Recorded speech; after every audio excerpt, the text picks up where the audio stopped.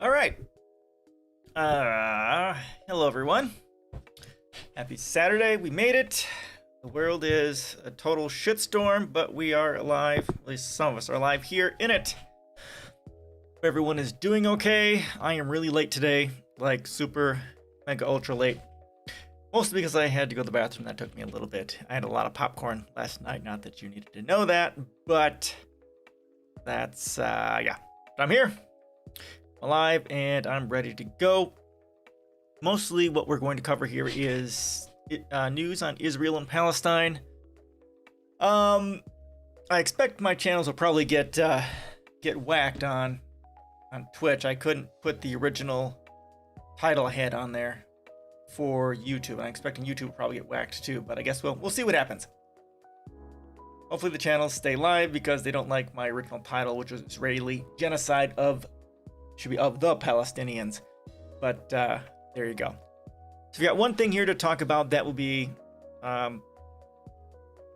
related. It'll be about capitalism, and then we'll just hit Palestine the whole time. I know we only have 2 hours, so we don't have anywhere near the amount of time that I would like. Like Saturday, which should be a 3-hour stream. Again, I'm trying to reclaim that third hour from the wife, but we'll see at some point. We'll get a bunch of stuff done here with Israel and Palestine. Maybe we'll get into maybe some of the reasons why they are that. Well, at least one of the reasons why it is like this. And I have a at least kind of a basic idea of where Israel is the way it is. And we can kind of get into that maybe if we get there. If not, it's all good. But it's an interesting concept. All right. It's quiet today.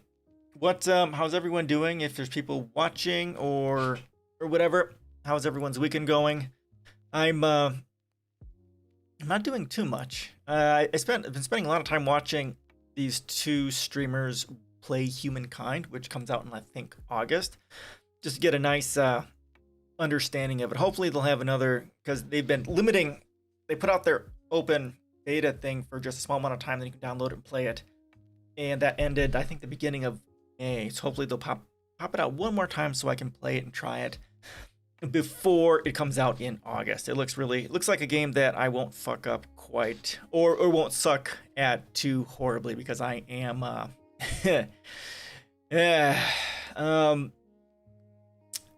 tactically impaired.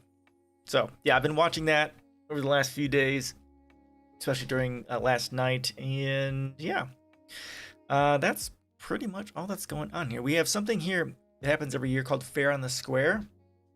Here we're in a small town, and they have a lot of things going on the square. Music, people buying and selling stuff, and maybe even art or something like that. Food.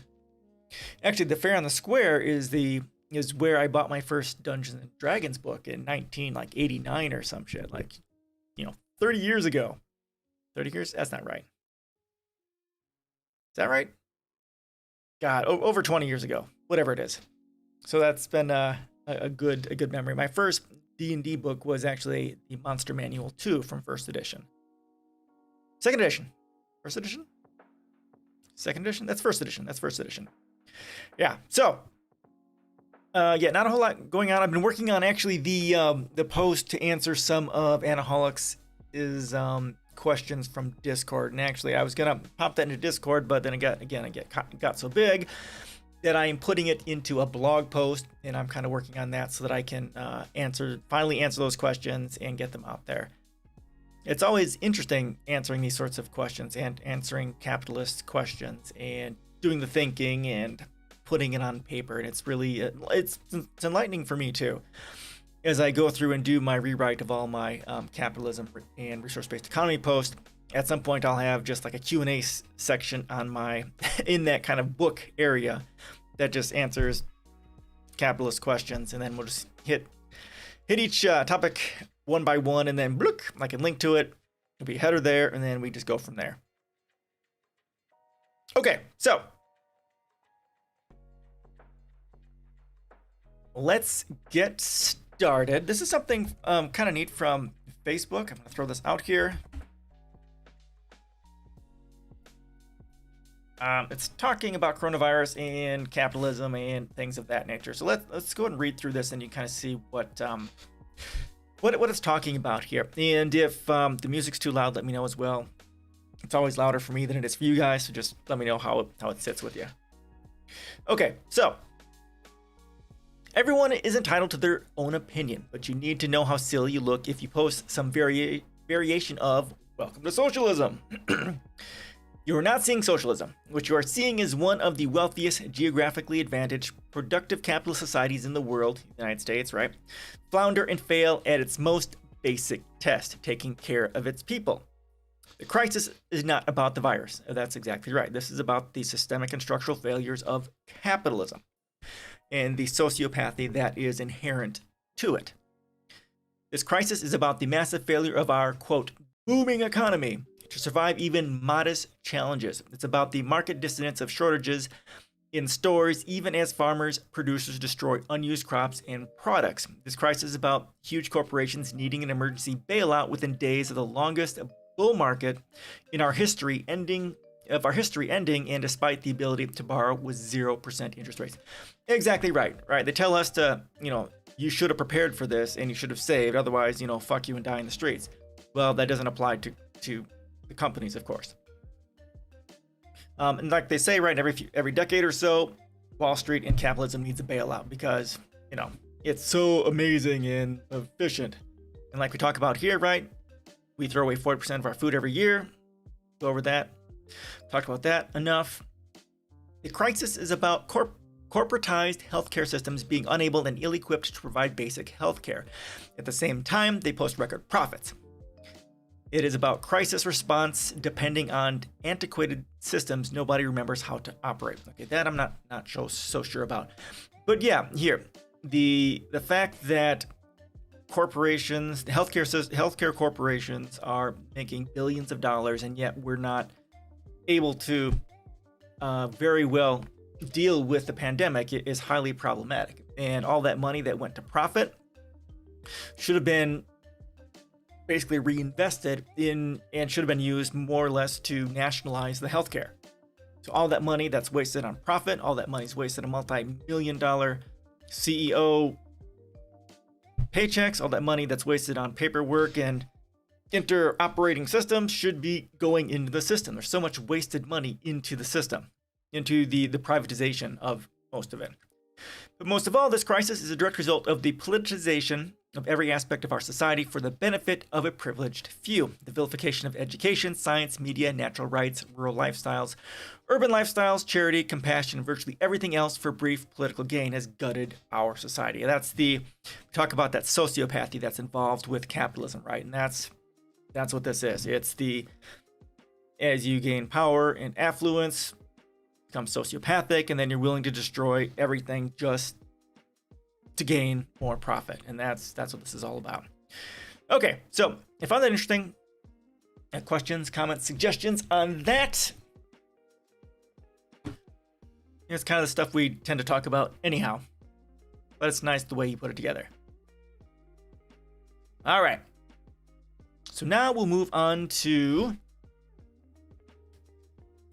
some Palestinian stuff. Let's talk about this. Wait, is this the one I want to do? Actually, we're going to start with this one first. Hold on, let's start with this. Because this is some really great stuff here. Really fucking amazing news, right? All right, we'll start with this one. This is from May 12th. This is from three days ago. Biden administration reportedly blocking UN ceasefire statement as Israel bombards Gaza. The violence in Israel and Gaza must end, said U.S. Representative Jamal Bowman. Congress and President Biden must act immediately. No one wins with war. True statement. I like Jamal Bowman, everything I've heard him say. He's basically one of the squad. Here we got an amazing picture of Palestine burning. The fire rages at sunrise in Khan Yunis following an Israeli airstrike on the southern Gaza Strip on May 12th. Okay. All right, the Biden administration is reportedly blocking the release of a United Nations Security Council statement calling for an immediate ceasefire as Israel continues its devastating assault on the occupied Gaza Strip, killing dozens of Palestinians and injuring hundreds more. According to Reuters, which cited anonymous diplomats and sources familiar with the Biden administration strategy, or lack thereof, the United States is delaying the UN Security Council's efforts to issue a public statement on escalating tensions between Israel and the Palestinians because it could be harmful to behind-the-scenes efforts to end the violence. Bah! That's fucking hilarious. I mean, they're sending billions every year, like almost $3.5 billion per year to Israel, which basically makes the United States complicit in the genocide. Not that the United States is ever above genocide, because that's how our country is founded and all that, but, you know, in this day and age, that shouldn't be a thing. One source told the outlet that the U.S. is actively engaged in diplomacy behind the scenes with all parties to achieve a ceasefire. I'll believe that when I see it, but the official did not specify how a UN Security Council joint statement, which must be agreed to by consensus, would undermine those talks. The Guardian confirmed Reuters' reporting, noting early Wednesday that the Biden administration blocked the UN Security Council statement calling for a ceasefire. Its horrifying footage of the situation on the ground in Gaza continues to emerge. All right, one moment. I need to check my YouTube and Twitch just to make sure they're still going, because I could end up getting whacked because of the topic. But we're doing okay. All right. So here is from May 12th. Let's look at this really quick.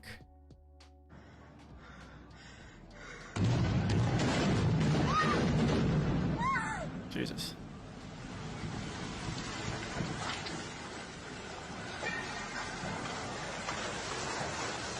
Okay, I don't want to go too deep into that. Terrorizing the people of Palestine. Good stuff. During a press briefing on Tuesday, U.S. State Department spokesperson Ned Price repeatedly dodged when asked whether the Biden administration has dropped its opposition to the UN Security Council statement, which was first put forth by the Norwegian mission on Monday. I'll leave it to a Nordic country to spearhead something like this, thankfully, because the United States sure as fuck isn't going to do it. The provocations that we have seen have resulted in deeply lamentable loss of life, of Israeli life, and of Palestinian life, said Price, who a day earlier refused to condemn Israel's killing of children in airstrikes on Gaza. Our message continues to be one of de-escalation. We do not want to see any actor, be it a government or be it an intergovernmental body, take an action that could serve to escalate rather than de-escalate. Again, Biden is more of the same. Like he said, things aren't going to change. The UN Security Council is set to hold another emergency meeting Wednesday to discuss the joint statement, a version of which reportedly calls on Israel to cease settlement activities, demolitions, and evictions in occupied East Jerusalem and elsewhere. On Tuesday, a UN spokesperson said Secretary General Antonio Guterres is gravely concerned by the serious escalation in the occupied Palestinian territory and Israel, including the latest escalation in Gaza, which added to the heightened tensions and violence in occupied East Jerusalem. Israeli security forces must exercise maximum restraint and calibrate their use of force. What the fucking stupid bullshit is that? The spokesperson added, the indiscriminate launching of rockets and mortars towards Israeli population centers is unacceptable. The spiraling escalation must cease immediately. Which doesn't mean anything because it wasn't put forward by the UN Security Council, which is what they stopped.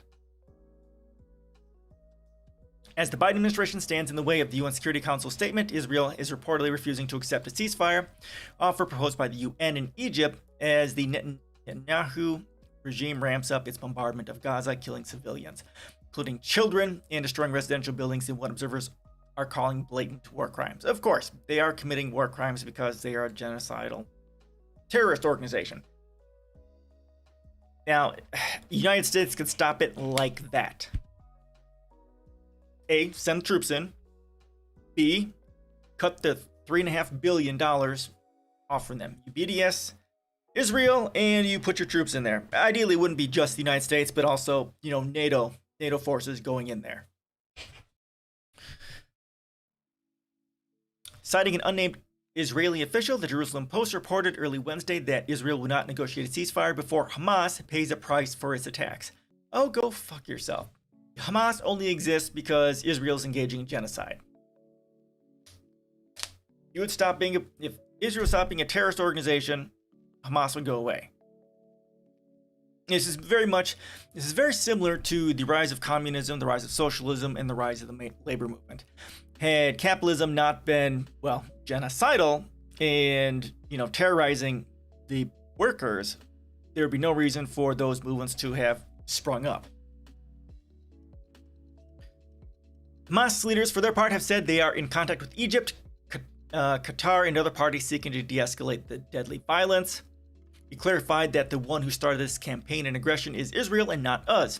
Ismail Haniyeh, the head of Hamas's political bureau, said in a speech Tuesday. They are the ones who murdered and hurt women and children, and Israel is responsible. We are ready for an escalation and ready for calm on the condition that they end the aggression. As Common Dreams reported Tuesday, the Biden administration is facing growing pressure from members of Congress to take action to halt Israel's latest attacks on Gaza, which have thus far killed more than 40 Palestinians and wounded 300, including at least 86 children. The United States must call for an immediate ceasefire and an end to provocative and illegal settlement activity. Senator Bernie Sanders from Vermont said in a statement on Tuesday. And we must also recommit to working with Israelis and Palestinians to finally end this conflict. See, there is... Now, I love Bernie, but this isn't about working with Israel in Palestine. This is about... You have to manhandle Israel into somehow convincing them to not be a genocidal terrorist organization. And that is never going to happen as long as the United States is supporting them and paying for them to be a genocidal organization. The United States has all the power to stop, well, to put an incredible amount of pressure upon them, more than any other country in the world. But yet we sit back with our fingers up our asses and just enjoying the bloodshed. Representative Jamal Bowman from New York echoed that message, tweeting late Tuesday that the Biden administration must broker a ceasefire. Violence in Israel and Gaza must end, said Bowman. The situation is escalating. People are sheltered, afraid to go to schools or houses of worship. The stories are heartbreaking. Congress and President Biden must act immediately. No one wins with war. Okay, so it's great that he said this. It's all good stuff except for this statement. There is no war. Palestine does not have a military. It doesn't. Hamas is kind of a military organization, but it's not Palestine itself. It is more of an autoimmune response to help defend Palestine against genocide. There is no actual war because Palestine doesn't have planes, tanks, it doesn't even have fucking electricity or water, and that's something that Israel has control over and has cut off over and over again. Again, it's just horrific. All right, so this is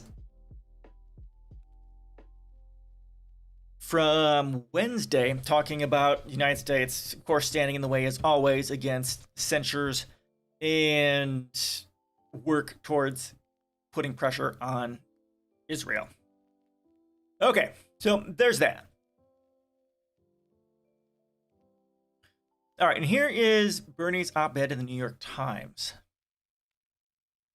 This is May 14th, so this is yesterday. So this is on Wednesday, right? This is on Thursday. Go and throw that in here.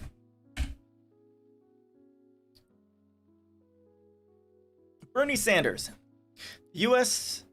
must stop being an apologist for the Netanyahu government. Okay, well that's a start. It needs to be much more than that. We need to be actively working against them.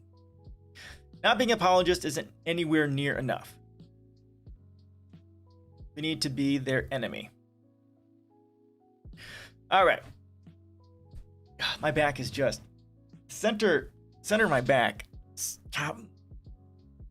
just super tight. I tried stretching it out today, and it's just not really bothering me. Okay. Israel has the right to defend itself. These are the words we hear from both Democratic and Republican administrations whenever the government of Israel, with its enormous military power, responds to rocket attacks from Gaza.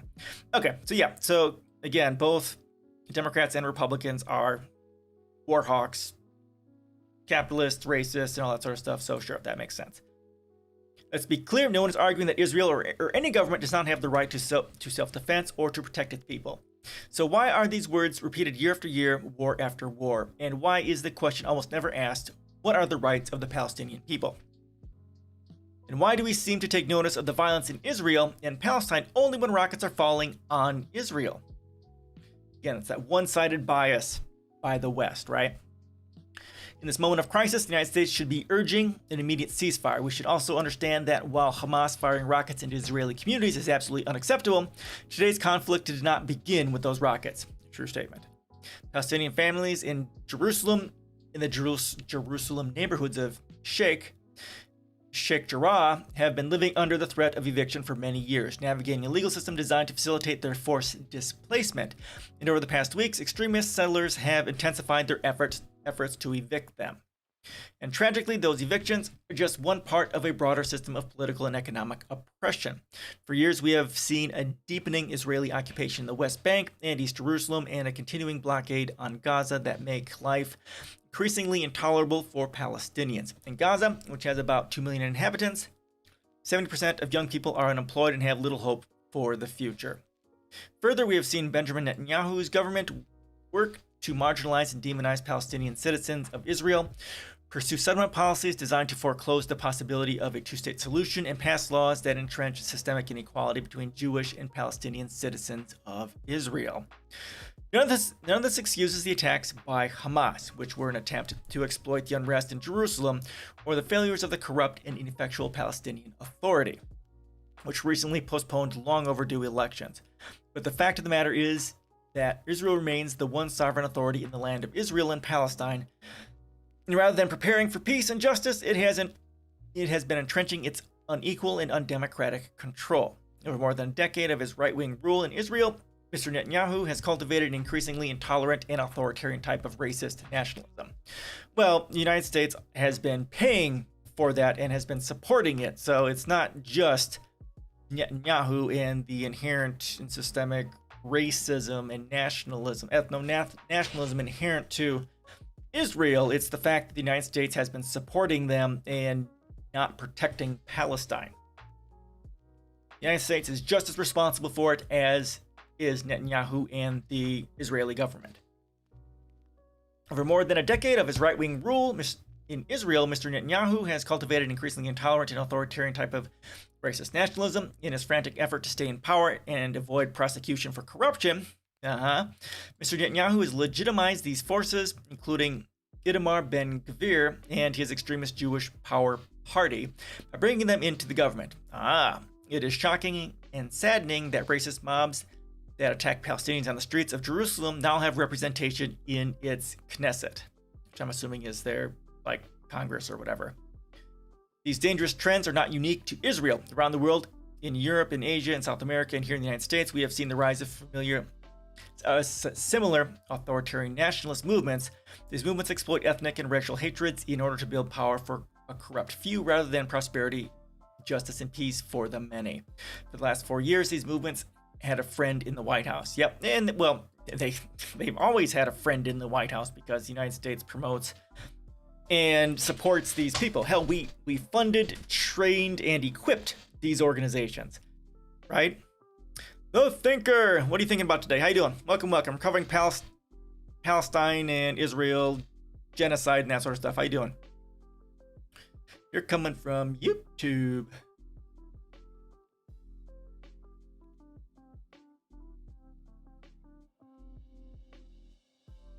Yeah, on the second article here, this one is the statement by Bernie Sanders. My body's a mess. Yeah, my Facebook and my Twitter has been all about this the whole time for the past few days, and typically I'm fairly late to issues that pop up, but I'm here. And so are you.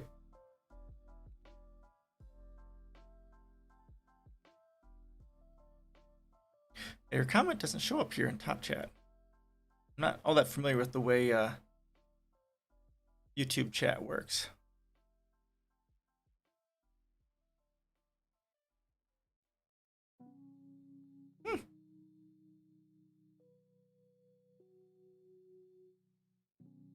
Well, welcome, The Thinker. If you have any questions or comments, let me know. I'll keep reading here. And I'll go and share it again in case you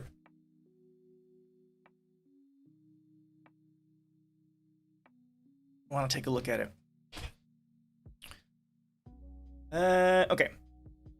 At the same time, we are seeing the rise of a new generation of activists who want to build societies based on human needs and political equality. We saw these activists in American streets last summer in the wake of the murder of George Floyd. We see them in Israel. We see them in the Palestinian territories. With the new president, the United States now has the opportunity to develop a new approach to the world, one based on justice and democracy. That's laughable. Whether it is helping poor countries get vaccines they need, leading the world to combat climate change, or fighting for democracy and human rights around the globe, the United States must lead by promoting cooperation over conflict. I agree with this statement, but of course, the United States is never going to do that because we are the largest terrorist organization in the world, right? It would take, and I've said this here before, right, that if the United States wanted to, we could almost be responsible for, not single-handedly, but for, to an extent, single-handedly spearheading the effort to save humanity from extinction. The United States could be one of the largest forces for good and for justice and for saving, for the war on climate change. We could be, but that would mean the United States deciding to not be the greatest terrorist organization in the world. And that's just not going to happen because there's no money in doing that. Man, how you doing? Welcome. We're covering some Israeli genocide stuff.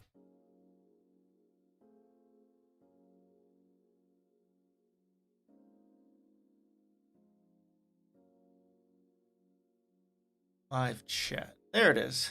Okay. All right, so it looks like in YouTube I have to change it to live chat and not top chat.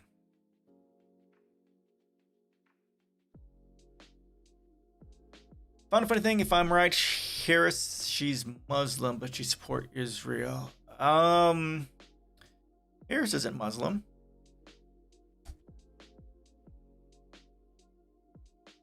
She's probably Christian. Is she? She can't be. Let's go religion.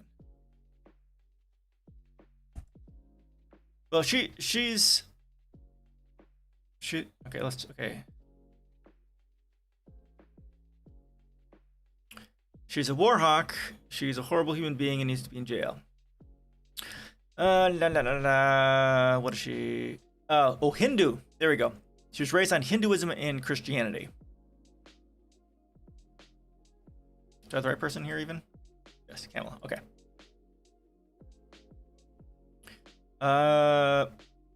Okay, mother's from India. Father is from Jamaica. Jamaica man. Her name means lotus in Sanskrit. Oh, okay.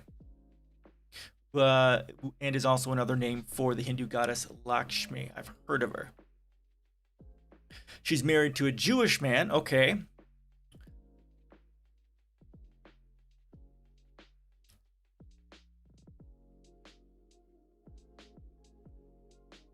And described her in whoa. An article in the Jewish press described her imitation of her Jewish mother-in-law, Barbara Emhoff, as worthy of an Oscar. Okay. Okay, so she's not that. She's Hindu and Christian, married to a Jew. There we go. Yeah, I couldn't. She's a war hawk. She's horrible. She's just horrible. Horrible. Very bad. Very, very bad. All right. The Middle East, where we provide nearly $4 billion a year in aid to Israel, we can no longer be apologists for the right-wing Netanyahu government and its undemocratic and racist behavior. must change course and adopt an even-handed approach, one that upholds and strengthens international law regarding the protection of civilians, as well as existing U.S. law holding that provisions of U.S. military aid must not enable humanitarian rights abuses. Okay, so this would be nice if they actually gave a flying fuck about it. I mean, this is obviously never looked at, because that would mean basically BDSing Saudi Arabia, Israel. Pretty much every country is responsible for human rights abuses, especially the United States. Right? And this is kind of something that is fundamental to capitalism, because something that is inherent to capitalism monetary systems is sociopathy. It's tribalism, it's nationalism, it's racism, and hence sociopathy. There's no nation in the world which doesn't have some sort of violation of this. Maybe there's one or two, right? Maybe Bhutan is one that doesn't have this, but the other 90+% most definitely are. This approach must recognize that Israel has the absolute right to live in peace and security. So do the Palestinians. I strongly believe that the United States has a major role to play in helping the Israelis and Palestinians to build that future. But the United States is going to be a credible voice on human rights on the global stage. We must uphold international standards of human rights consistently, even when it's politically difficult. We must recognize that Palestinian rights matter, Palestinian lives matter. This is from, again, Bernie Sanders from Vermont. This is from Wednesday. I'm wrong, just someone told me that she celebrated Ramadan, but this person is wrong, and now I found her on Twitter, and she just cranked. Yeah. It's not uncommon for people to politicians, especially high-ranking politicians, to say happy Ramadan or happy whatever religion's going on, because it's just a way of reaching out to diversity and making themselves look good. It's one of those platitudes, those easy ways of throwing goodwill out, even though it doesn't really mean anything. Yeah. Not a fan of Harris. She's horrible. Biden is horrible. They both need to be in jail for crimes against humanity. All right. It's bad. Just pissy about the whole thing, because the United States has the power to stop all of it, and we're just like, meh. All right. This is from, what was this written by? This is, okay. So I thought this was Chris Hedges one. Do I have the Chris Hedges one? I don't. I need to find that, actually. Let me go and pull this over here. I want to find the article by Chris Hedges.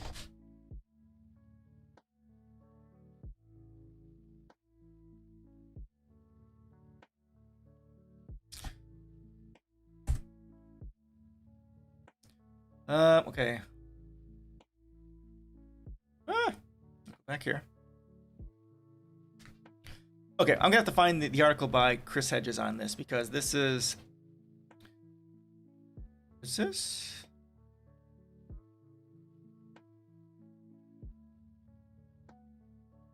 Okay, this one is by Chris Hedges. Okay, here we go. I got it.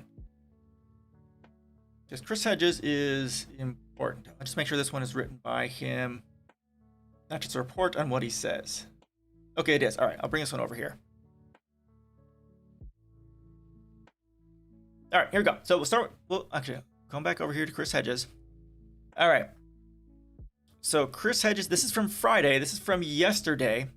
So this one here is from Wednesday.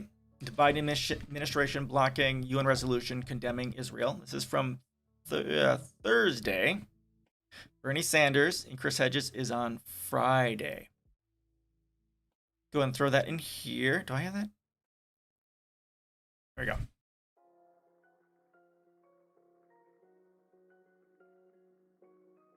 He's a dumb asshole. Yes, he is. Racist piece of shit who needs to be in prison for war crimes. Pretty much every single leader globally needs to be in jail for war crimes.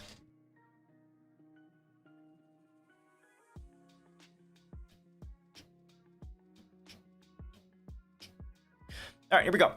Israel's carrying out a mass murder aided and abetted by the U.S. That's what I've been saying. Again, I really like Chris Hedges, and he was a foreign war correspondent for many, many years. He's a Pulitzer Prize winning journalist and that sort of a thing. Israel is not exercising the right to defend itself in the occupied Palestinian territories. It is carrying out mass murder. It is a war crime by Chris Hedges.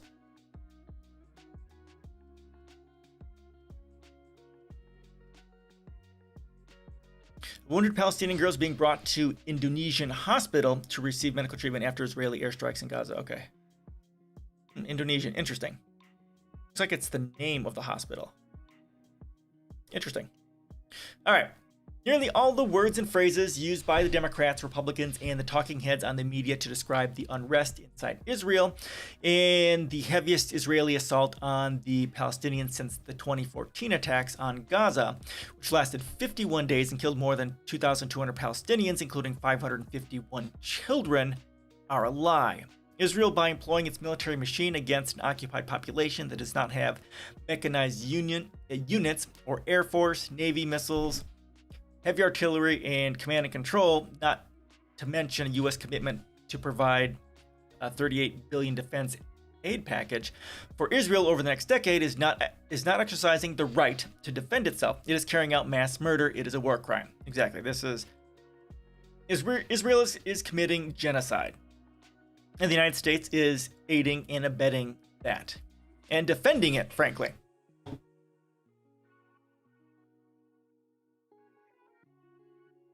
Israel's made it clear it is ready to destroy and kill as wantonly now as it was in 2014. Israel's defense minister, Benny Gantz, who was the chief of staff during the murderous assault on Gaza in 2014, has vowed that if Hamas does not stop the violence, fucking ridiculous, the strike of 2021 will be harder and more painful than that of 2014. The current attacks have already targeted several residential high-rises, including buildings that housed over a dozen local and international press agencies, government buildings, roads, public facilities, agricultural lands, 2 schools, and a mosque, which is horrific.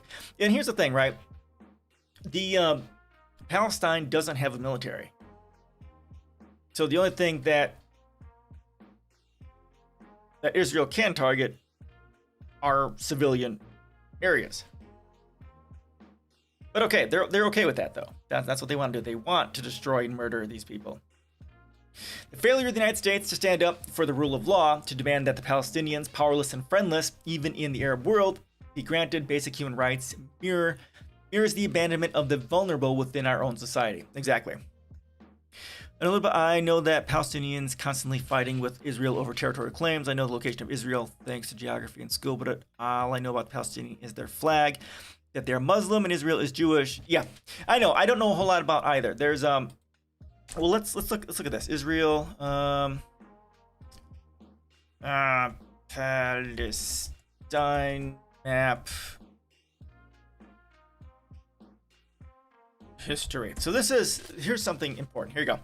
So, following whichever treaty, right, prior to 1947, this is what it was like. This was Palestine here, and then Israel is on the outside.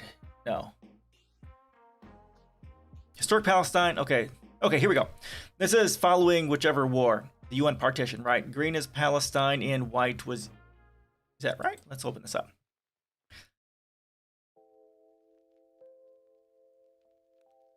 Open up. This is... Okay, let's open this up. Hold on.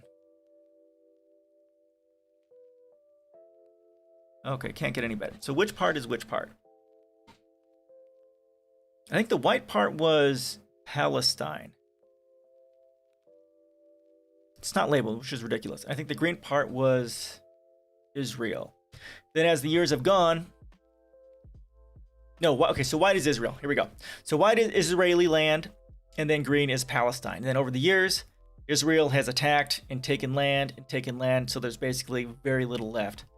This is how much land the Palestinians have lost from here down to what's left over here. So most likely the UK just gave Palestinian territory to Jewish as a gift, and they made Israel. Something like that. I'm not really familiar with the history of how this came to be. There's some sort of treaty or something that did this. I don't know what. I don't know nearly enough about this, but this is enough to tell me that shit is really fucked up. Really messed up. And then all this land being taken from the Palestinians is through violence. They murder people as they go to steal the land and that sort of a thing, and it's just horrific. Horrific. All right, so I spent years in the Middle East as a correspondent for them as the New York Times Middle East bureau chief. I am an Arabic speaker. I lived for weeks at a time in Gaza, the world's largest open-air prison where over 2 million Palestinians exist on the edge of starvation, struggle to find clean water, and endure constant Israeli terror. I've been in Gaza when it was pounded with Israeli artillery and airstrikes. I have watched mothers and fathers wailing in grief, cradling the bloodied bodies of their sons and daughters. I know the crimes of the occupation, the food shortages caused by the Israeli blockade, the stifling overcrowding and contaminated water, the lack of health services, the near constant electrical outages due to the Israeli targeting of power plants, the crippling poverty, the endemic unemployment, the fear and despair. I witnessed the carnage. Cottonmouth, have the Arabs had enough ass kicking yet, or do they want more? It sounds like you want to get blocked.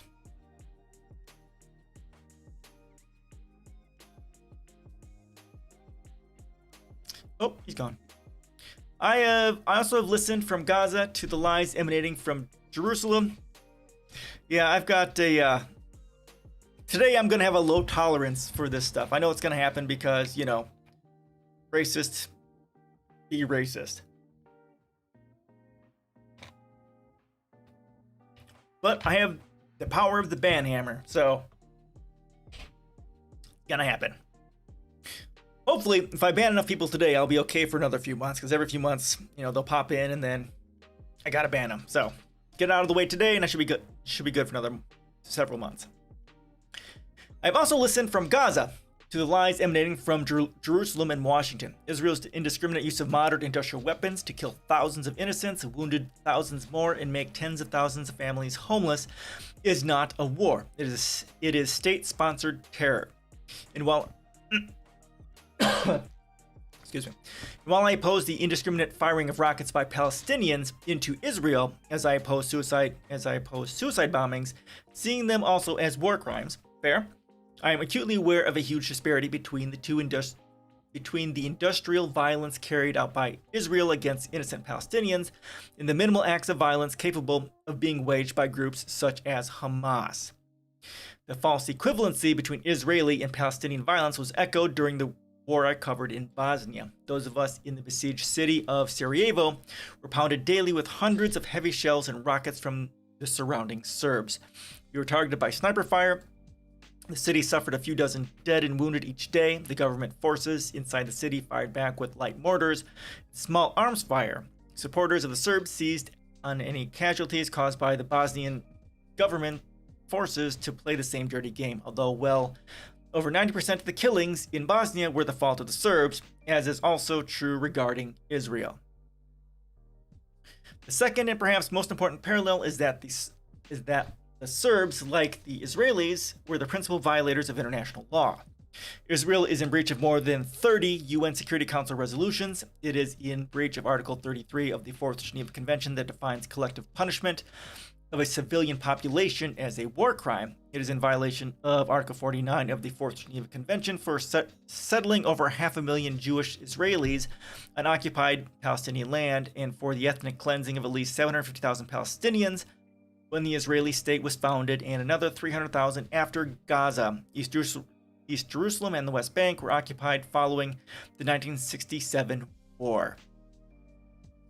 Its annexation of East Jerusalem and the Syrian Golan Heights violates international law, as does its building of a security barrier in the West Bank that annexes Palestinian land into Israel.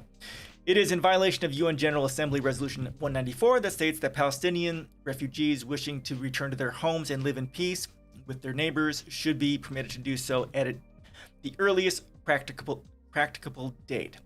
This is the truth. Any other starting point for the discussion of what is taking place between Israel and Palestinians is a lie. Yeah, and that's kind of where I'm at too. They're committing war crimes, and that is where we have to start. We start with their violation of international law. We start with the war crimes, and we start with that, and then we can talk about other stuff after we've dealt with that. And that's of course not what the United States will do, because we are aiding and abetting the genocide. We are aiding and abetting supporting the war crimes. Because, that's what we do in the United States.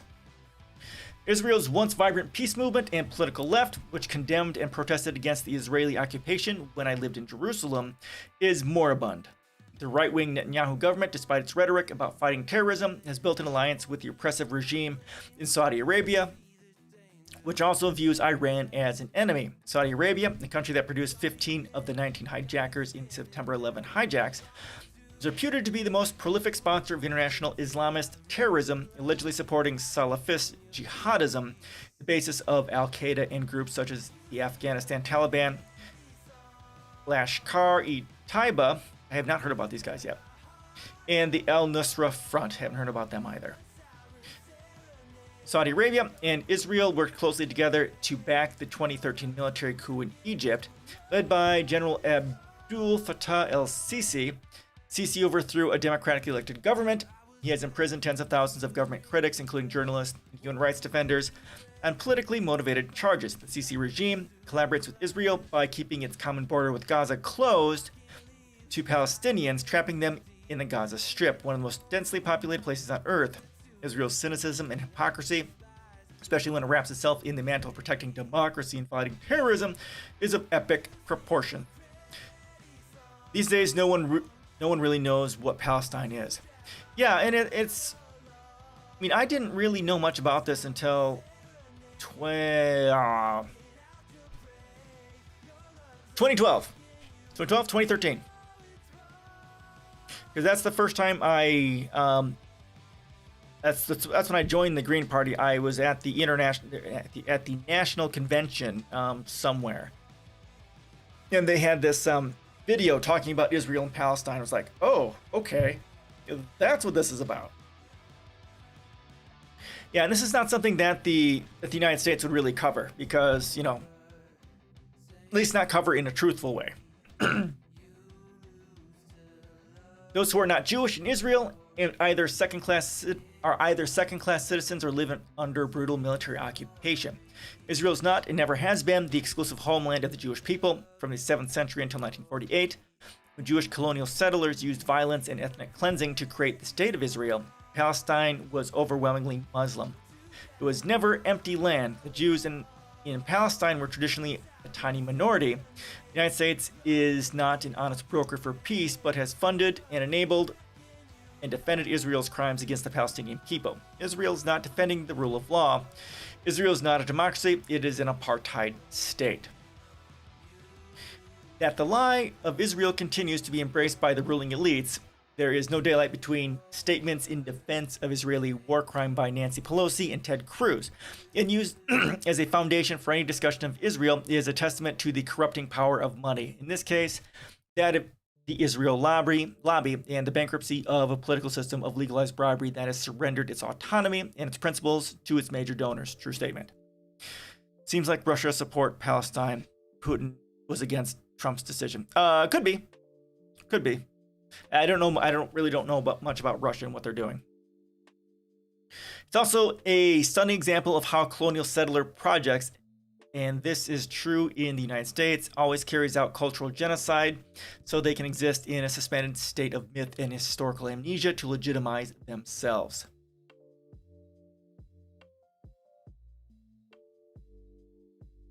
Okay. The Israel lobby has shamelessly used its immense political clout to demand that Americans take de facto loyalty oaths to Israel. Yep, and that's been happening through various places. Some businesses have even, or maybe it's schools.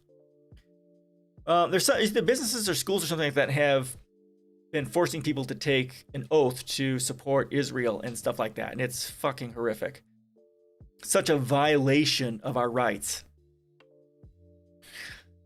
Yes. Okay. Political clout to demand that Americans take de facto loyalty oaths to Israel. The passage by 35 state legislatures of Israel lobby-backed legislation requiring their workers and contractors under threat of dismissal to sign a pro-Israel oath and promise not to support the BDS sanctions, boycott, divestment, and sanctions movement is a mockery of our constitutional right of free speech. Exactly. And this is really messed up. Really messed up, but it's happening here. Israel has lobbied the U.S. State Department to redefine anti-Semitism under a three-point test known as the 3 Ds. Making of statements that demonize Israel, statements that apply double standards for Israel, statements that delegitimize the state of Israel. This definition of anti-Semitism is being pushed by the Israel lobby in state legislatures and on college campuses. The Israel lobby spies in the United States, often at the direction of Israel's Ministry of Strategic Affairs, and those who speak up for the rights of Palestinians. It wages public smear campaigns and blacklists defenders of Palestinian rights, including the Jewish historian Norman Finkelstein, UN Special Rapporteur for the occupied territories Richard Falk, also Jewish, and university students, many of them Jewish, in organizations such as Students for Justice in Palestine.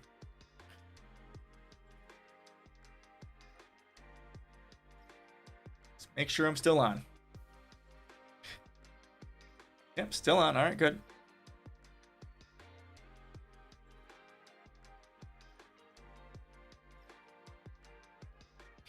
The Israel lobby has spent hundreds of millions of dollars to manipulate U.S. elections, far beyond anything alleged to have been carried out by Russia, China, or any other country. That's true. IPAC, right, is basically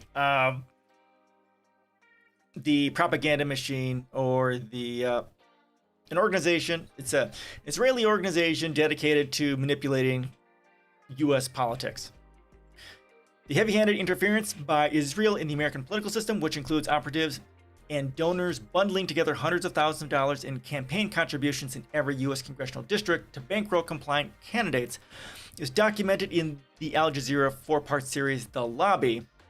Israel managed to block The Lobby from being broadcast. In the film, pirated copy that is available on the website Electronic Intifada, the leaders of the Israel Lobby are repeatedly captured on a reporter's hidden camera, explaining how they, backed by the intelligence services within Israel. Okay, let me go ahead and share this here. Here we go. I'll share this so you guys have access to it. There it is. Hidden camera explaining how they, backed by the intelligence services within Israel, attack and silence American critics and use massive cash donations to buy politicians. Israeli Prime Minister Benjamin Netanyahu secured the unconstitutional invitation by then House Speaker John Boehner to address Congress in 2015 to denounce President Barack Obama's Iranian nuclear agreement. Yeah, I remember them talking about that. Netanyahu's open defiance of Obama and alliance with the Republican Party, however, did not stop Obama in 2014 from authorizing a 10-year, $38 billion military aid package to Israel. Sad commentary on how captive American politics is to Israeli interest. The investment by Israel and its backers is worth. The investment by Israel and its backers is worth it. It's got to be its backers is worth it, especially when you consider that the U.S. has also spent over $6 trillion during the last 20 years fighting futile wars that Israel and its lobby pushed for in the Middle East. These wars are the greatest strategic debacle in American history, accelerating the decline of the American empire, bankrupting the nation at a time of economic stagnation and mounting poverty, and turning huge parts of the globe against us. Yep. They serve Israel's interest, not ours. The longer the mendacious Israel narrative is embraced, the more empowered become racist, bigots, conspiracy theorists, and far-right hate groups inside and outside Israel. The steady shift to the far right in Israel has fostered an alliance between Israel and the Christian right, many of whom are anti-Semites. The more Israel and the Israel lobby level the charge of anti-Semitism against those who speak up for Palestinian rights, as they did against the British Labour Party leader Jeremy Corbyn, the more they embolden real anti-Semites.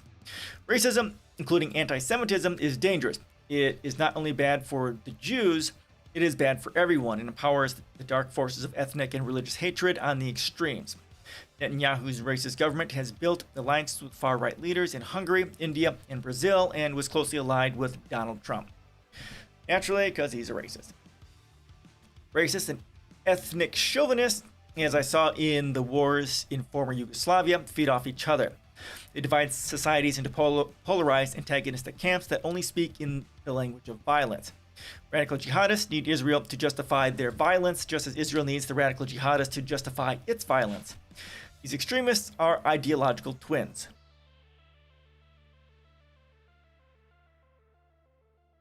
This polarization fosters a fearful, militarized society, permits the ruling elites in Israel, as in the United States, to dismantle civil liberties in the name of national security.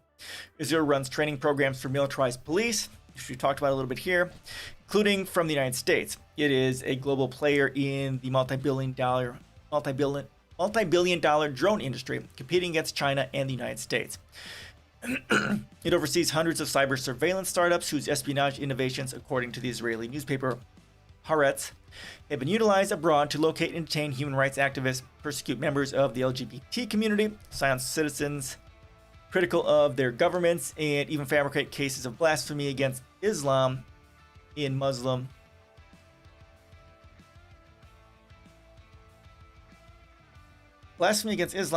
countries that don't maintain formal relations with Israel. Israel, like the United States, has been poisoned by the psychosis of permanent war. 1 million Israelis, many of them among the most enlightened and educated, have left the country. Its most courageous human rights campaigners, intellectuals, and journalists, Israeli and Palestinian, endure constant government surveillance, arbitrary arrests, and vicious government-run smear campaigns. Mobs and vigilantes, including thugs from right-wing youth groups such as Truthout, physically assault dissidents, Palestinians, Israeli Arabs, and African immigrants in the slums of Tel Aviv. These Jewish extremists have targeted Palestinians in the Sheikh Jarrah neighborhood, demanding their expulsion. They are supported by an array of anti-Arab groups, including Atzma Yehudit Party, the ideological descendant of the outlawed Koch Party, the Lahava movement, which calls for all Palestinians in Israel and the occupied territories to be expelled to surrounding Arab states, and La Familia, far-right soccer hooligans. Lahava in Hebrew means flame and is the acronym for Prevention of Assimilation in the Holy Land. Mobs of these Jewish fanatics parade through Palestinian neighborhoods, including in occupied East Jerusalem, protected by Israeli police, shouting to the Palestinians who live there, "Death to the Arabs," which is also a popular chant at Israeli soccer matches. Jesus Christ, that's just fucked up. Nationalism is such a disease.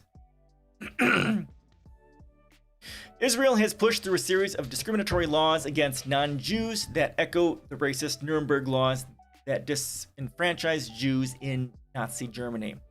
The community's acceptance law, for example, permits small, exclusively Jewish towns planted across Israel's Galilee region to formally reject applicants for residency on the grounds of suitability to the community's fundamental outlook. Okay, that's not racist. Israel's educational system, starting in the primary school, uses the Holocaust to portray Jews as eternal victims. This victimhood is an indoctrination machine used to justify racism, Islamophobia, religious chauvinism, and the deification of the Israeli military. Yep. There are many parallels between the deformities that grip Israel and the deformities that grip the United States.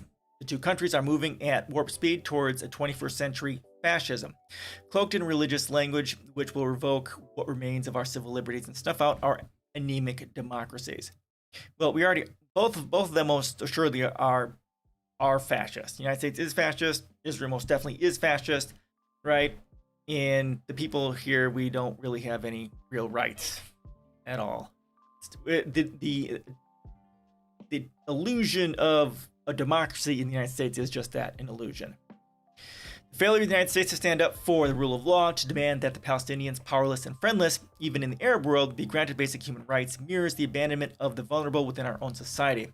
We are headed, I fear, down the road Israel is heading down. It will be devastating for the Palestinians. It will be devastating for us, and all resistance, as the Palestinians courageously show us, will only come from the street. Again, this is Chris Hedges. He's pretty amazing. All right. Questions, comments, suggestions on that? Then I shared the link here for this film on the Israel lobby. Got that.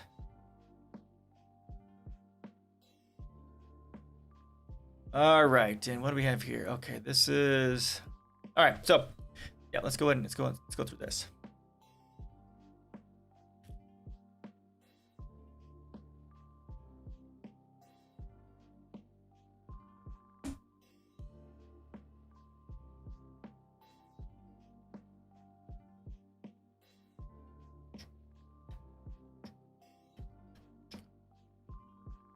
All right, when is this from? May 12th. This is just from 3 days ago, so this is probably Wednesday as well. Oh, this is Noam Chomsky. All right. Is this actually written by him or is this just commentary? Okay, it's not by Chomsky, but it's commenting on his statements. Chomsky, without U.S. aid, Israel wouldn't be killing Palestinians en masse. Exactly. At least they would not be able to do it on the scale that they are currently doing it, right? But yeah, this is good stuff here. Again, Chomsky, we'll have Abby Martin here in a little bit. Right here, we'll go through that. A lot of good actual journalists and intellectuals here that matter. Here's a picture. Smoke and ball of fire rise above buildings in Khan Yunis in southern Gaza Strip during Israeli airstrike on Wednesday.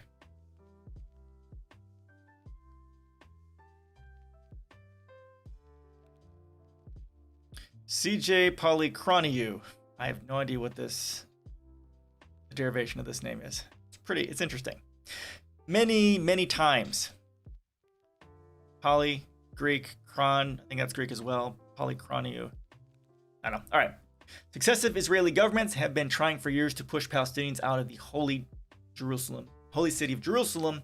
The latest round of Israeli attacks fall in line with that goal. But to understand the roots of the current escalation and the possible threat of an all-out war, one must examine the U.S.-backed foundational Israeli government policy of using strategies of terror and expulsion in an effort to expand its territory by killing and displacing Palestinians, says Noam Chomsky in this exclusive interview for Truthout.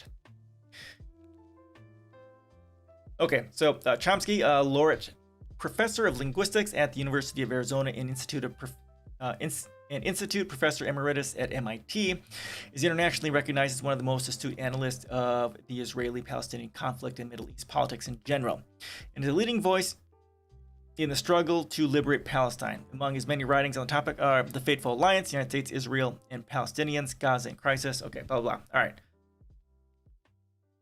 So, first question here. Noam, I want to start by asking you to put into context the Israeli attack against Palestinians at the Al-Aqsa Mosque amid eviction protests, and then the latest air raid attacks in Gaza. What's new, what's old, and to what extent in this latest round of neo-colonial Israeli violence related to Trump's move of the U.S. Embassy to Jerusalem? All right. Noam Chomsky. There are always new twists, but in essentials, it is an old story tracing back a century, taking new forms of Israel's 1967 conquest and the decision 50 years ago by both major political groupings to use expansion over security and diplomatic settlement, anticipating and receiving crucial U.S. material and diplomatic support all the way. For what became the dominant tendency in the Zionist movement, there has been a fixed long-term goal. Put crudely, the goal is to rid the country of Palestinians and replace them with Jewish settlers, cast as the rightful owners of the land, returning home after millennia of exile. At the outset, the British, then in charge, generally regarded this project as just. Lord Balfour, author of the Declaration granting Jews a national home in Palestine, captured Western elite ethical judgment fairly well by declaring that Zionism, be it right or wrong, good or bad, is rooted in age-long tradition, in present needs, in future hopes, and far profounder import than the desires and prejudices of the 700,000 Arabs who would now inhabit the ancient land. Yeah, so... Okay, so that's just messed up. The sentiments are not unfamiliar. Zionist policies since have been opportunistic. When possible, the Israeli government, and indeed the entire Zionist movement, adopts strategies of terror and expulsion. When circumstances don't allow that, it uses softer means. A century ago, the device was to quietly set up a watchtower and defense. Soon it will turn into a settlement. Settlement facts on the ground. The counterpart today is the Israeli state expelling even more Palestinian families from the homes where they've been living for generations, with a gesture towards legality to salve the conscience of those derided in Israel as beautiful souls. Of course, the mostly absurd legalistic pretenses for expelling Palestinians, Ottoman land laws, and the like are 100% racist. There's no thought of granting Palestinians right to return to homes from which they've been expelled, even rights to build on what's left to them.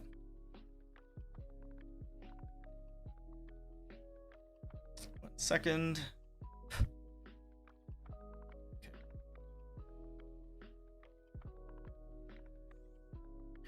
Israel's 1967 conquest made it possible to extend similar measures to the conquered territories. In this case, in gross violation of international law, as Israeli leaders were informed right away by their highest legal authorities. The new projects were facilitated by the radical change in U.S.-Israeli relations. Pre-1967 relations had been generally warm but ambiguous. After the war, they reached unprecedented heights of support for a client state. The Israeli victory was a great gift to the U.S. government. The proxy war had been underway between radical Islam, based in Saudi Arabia, and secular nationalism, Nasser's Egypt. Like Britain before it, the U.S. tended to prefer radical Islam, which it considered less threatening to U.S. imperial domination. Israel smashed Arab secular nationalism. Interesting. Israel's military prowess had already impressed the U.S. military command in 1948, and the 67 victory made it very clear that a militarized Israeli state could be a solid base for U.S. power in the region, also providing important secondary services in support of U.S. imperial goals beyond. U.S. regional dominance came to rest on three pillars: Israel, Saudi Arabia, Iran, then under the Shah. Technically, they were at war, but in reality, the alliance was very close, particularly between Israel and the murderous Iranian tyranny. Wow, he's just going on here. Again, this is Noam Chomsky talking about Israel and Palestine. Moment.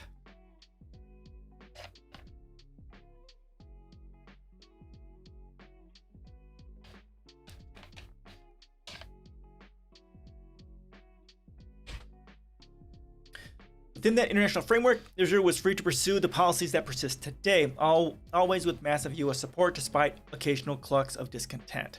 The Israeli government's immediate policy goal is to construct a greater Israel, including a vastly expanded Jerusalem, encompassing surrounding Arab villages, Jordan Valley, a large part of the West Bank with much of its arable land, and major towns deep inside West Bank, along with Jews-only infrastructure projects integrating them into Israel.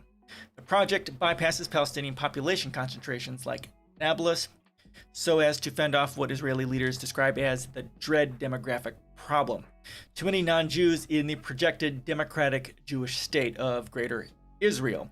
An oxymoron more difficult to mouth with each passing year. Palestinians within Greater Israel are confined to 165 enclaves, separated from their lands and olive groves by a hostile military, subjected to constant attack by violent Jewish gangs, hilltop use, protected by the Israeli army. Meanwhile, Israel settled and annexed the Golan Heights in violation of UN Security Council orders, as it did Jerusalem. The Gaza horror story is too complex to recount here. It is one of the worst of contemporary crimes, shrouded in a dense network of deceit and apologetics for atrocities.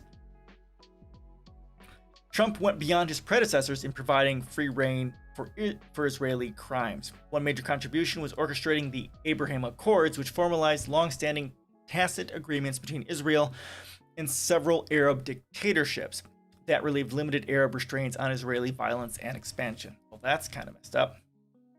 The Accords were a key component for the Trump geostrategic vision to construct a reactionary alliance of brutal repressive states run from Washington, including Jair Bolsonaro's Brazil, Narendra Modi's India, Viktor Orban's Hungary, and eventually others like them. The Middle East North Africa component is based on El-Sisi's hideous Egyptian tyranny, now under the Accords, also family dictatorships from Morocco to the United Arab Emirates and Bahrain.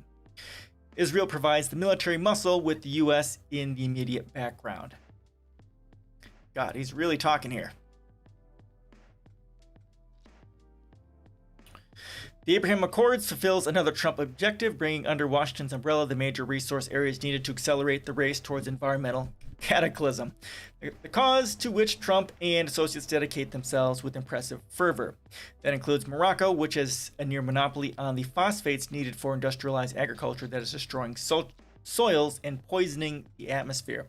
To enhance the Moroccan near monopoly, Trump officially recognized and affirmed Morocco's brutal and illegal occupation of Western Sahara, which also has phosphate deposits. It is of some interest that the formalization of the alliance of some of the world's most violent, repressive, and reactionary states has been greatly applauded across a broad spectrum of opinion. So far, Biden has taken over these programs. He's rescinded the gratuitous brutality of Trumpism, such as withdrawing the fragile lifeline for Gaza because, as Trump explained, Palestinians had not been grateful enough for his demolition of their just aspirations. Otherwise, the Trump-Kushner criminal edifice remains intact. Though some specialists on the region think it might totter with repeated Israeli attacks on Palestinian worshippers in the Al-Aqsa Mosque and other exercises of Israelis' effective monopoly of violence. All right, so Truthout question. Israel's settlements have no legal validity, so why is the U.S. continuing to provide aid to Israel in violation of U.S. law? And why isn't the progressive community focusing on this illegality? This is Chomsky. Israel has been a highly valued client since the demonstration of its mastery of violence in 1967. The law is no impediment. U.S. governments have always had a cavalier attitude to U.S. law, adhering to standard imperial practice. Take what is arguably the major example. The U.S. Constitution declares that treaties entered into by the U.S. government are the supreme law of the land. The major post-war treaty is the UN Charter, which bears the threat or use of force in international affairs, with exceptions that are not relevant in real cases. Can you think of a president who hasn't violated this provision of the supreme law of the land with abandon? For example, by proclaiming that all options are open if Iran disobeys U.S. orders, let alone such textbook examples of supreme international crime, the Nuremberg judgment, as the invasion of Iraq. The substantial Israeli nuclear arsenal should, under U.S. law, raise serious questions about the legality of military and economic aid to Israel. That difficulty is overcome by not recognizing its existence and an unconcealed farce, and a highly consequential one, as we've discussed elsewhere. U.S. military aid to Israel also violates the Leahy Law, which bans military aid to units engaged in systemic human rights violations. The Israeli armed forces provide many candidates. Yeah, and that would also apply to any Arab state as well. And Bolsonaro and any of the other right-wing dictators that, of course, we're backing. All right, almost. No, we're still going. Congresswoman Betty McCollum has taken the lead in pursuing this initiative. Carrying it further should be a prime commitment for those concerned with U.S. support for the terrible Israeli crimes against Palestinians. Even a threat to a huge flow of aid could have dramatic impact. Oh, yep, that is the end of that. All right, so there you go. So those are some of the thoughts by Chomsky on an interview from Truthout. All right, so we are going to watch one video. I know I don't normally do this, but I should be okay with Abby Martin, hopefully. So this is from 2017. So let me go ahead and share this. This is, if you have not followed Abby Martin, follow her everywhere. She is great. The Empire Files is Abby Martin's thing. And this is all of her stuff, all of her reporting from Palestine. Okay, so how long is this? Okay, so let's go over here first.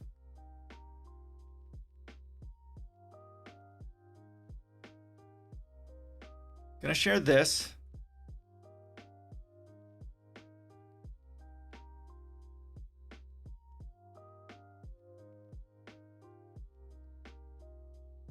All right, this is from the 11th. This is from Tuesday. And this is the Irish MP confronts Israeli ambassador. Let's go ahead and check this out. Very frankly, I'm one of the people who thinks you should be expelled from this country, and I believe that it's to do with the policies of your state. If I was Jewish and had never stepped foot in Israel, I could claim citizenship there tomorrow. But 6 million people whose origins are in what you now call Israel, who were forced out in 1947 or 48, do not have that right. Isn't that part of the reason why the Palestinians are in dispute with Israelis? Because you deny them the right to return to their homes and to their land and to their villages, and that they have a legitimate claim, even under international law, to return, but you deny them that right. Why do you deny them that right? And why do you give that right to other people who have no connection whatsoever with the land, whether you call it Israel or whether you call it Palestine? Why do you continue to seize land if you're serious about Oslo and the two-state solution, which under that agreement is land designated to be Palestinian land? 500,000 people, most of which has taken place since Oslo. You allow that to happen. Why do you allow it to happen? If you're serious about giving this land to the Palestinians, it's absolutely extraordinary. Are you not just taking us, Ambassador, for idiots? That you can say with a straight face, we're serious about peace, but while we're serious about peace, we're going to seize Palestinian land. And you expect the Palestinians to just sit back and do nothing about that. Now, you know what the Palestinian people have been asking for. Far less even than some people would ask for. Because I believe the whole apartheid system should be dismantled. But what they've asked for is to lift the siege of Gaza. Just to lift the siege of Gaza. Let them have an airport. Let them have ports. Let them not be dictated to by a government for whom they do not vote as to what can go in and out of their territories, whether they will have power, whether they will have... Gang, man, you made it. Welcome. How you doing, man? Bombing a building with resident homes and international media that happens to be critical of Israel is sure acting in self-defense. Yeah, exactly. And we have some videos on that. There's a lot of reporting on that as well. Fuck Israel. Yeah, exactly. I agree completely. I went through a whole bunch of articles, one by Chris Hedges, Chomsky, Bernie Sanders, and stuff like that. And now we're watching an Irish MP tear apart Israel people. I'm good. I got a super late start today. I started on time, but I was just frantic. But yeah, I'm good. I'm good. How you doing? And you're watching from YouTube too. Woo!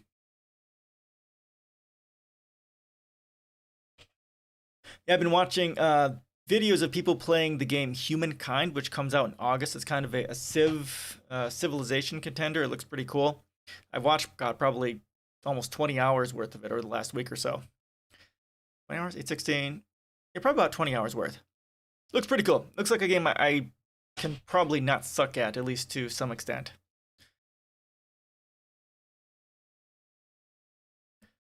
I'm all up in a tizzy about this Israel bullshit.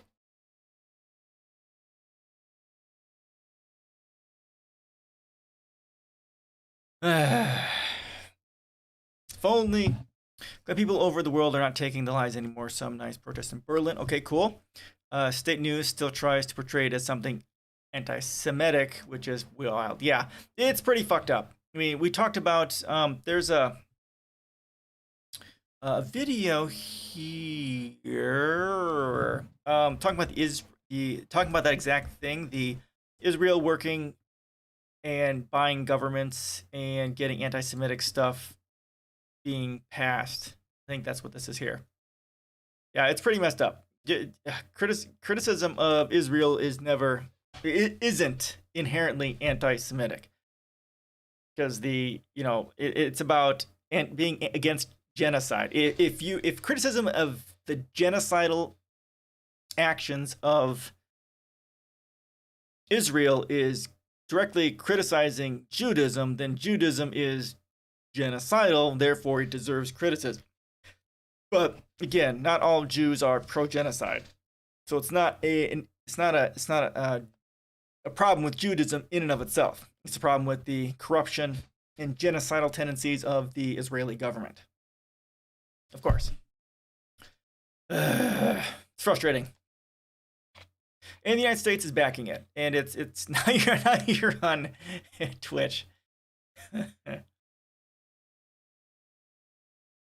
Yeah, the U.S. backs it, and it's like I said earlier at the beginning, if the United States wanted to, we could probably put an end to this fairly quickly, especially if it was the UN working with NATO. Saying U.S., yeah, the delay on YouTube is way too high. Ah, okay, interesting. Yeah, U.S. and NATO could send their troops there to Palestine to protect the people. The U.S. ends its, $3.8 or whatever billion dollar bunch of money sent there every year, and stop, funding or supplying their Iron Dome, whatever, right? And of course, freeze their assets of the government of the Israeli Netanyahu and all these other people, that would put a cold stop to a lot of this. But United States is too much of a terrorist organization to do that. All right, so let's listen to this Irish MP tear into the Israeli person. U.S. funding genocide. No, not the U.S., the world leader, spreading democracy and freedom around the world.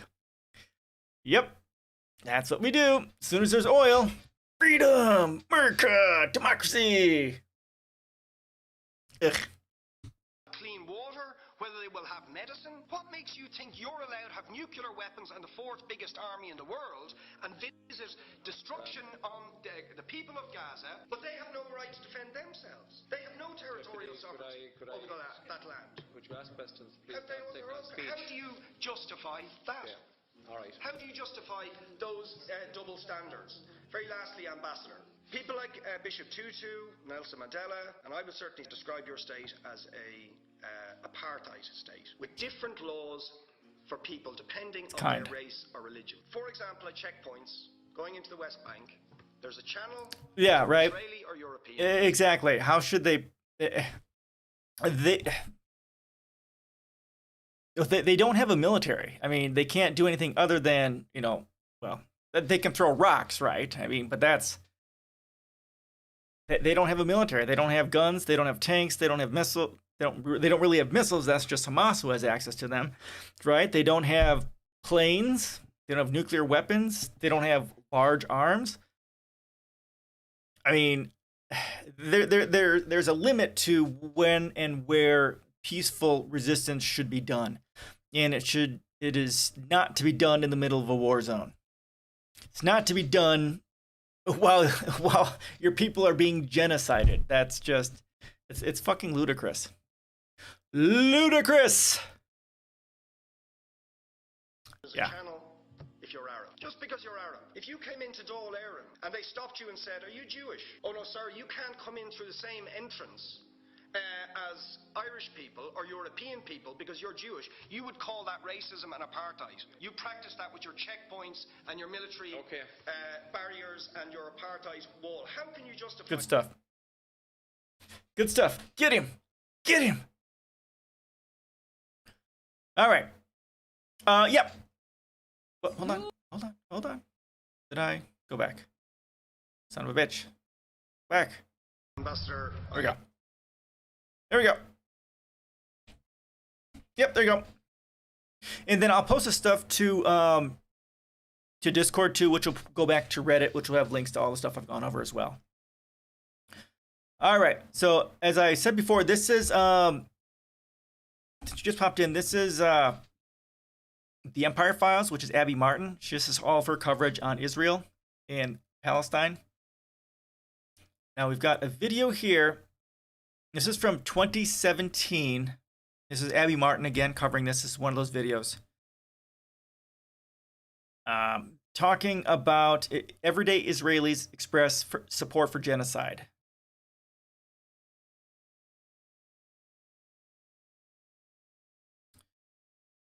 Ears and Reddit posts are saved under political resources. Oh, cool. Glad to hear it. Glad to be of use. All right, so there's that. Okay, here we go. This is 23 minutes. This will take us most of the rest of the time, but if you guys want to move on because it's pretty horrific, we can definitely do that because I'm sure it's going to be pretty disgusting, and I probably won't be able to last the whole time either, but let's see. All right, here we go. And hopefully I won't get a slap in the face for this because it's YouTube. But we'll see. Here we go. I don't know if it's too loud as well.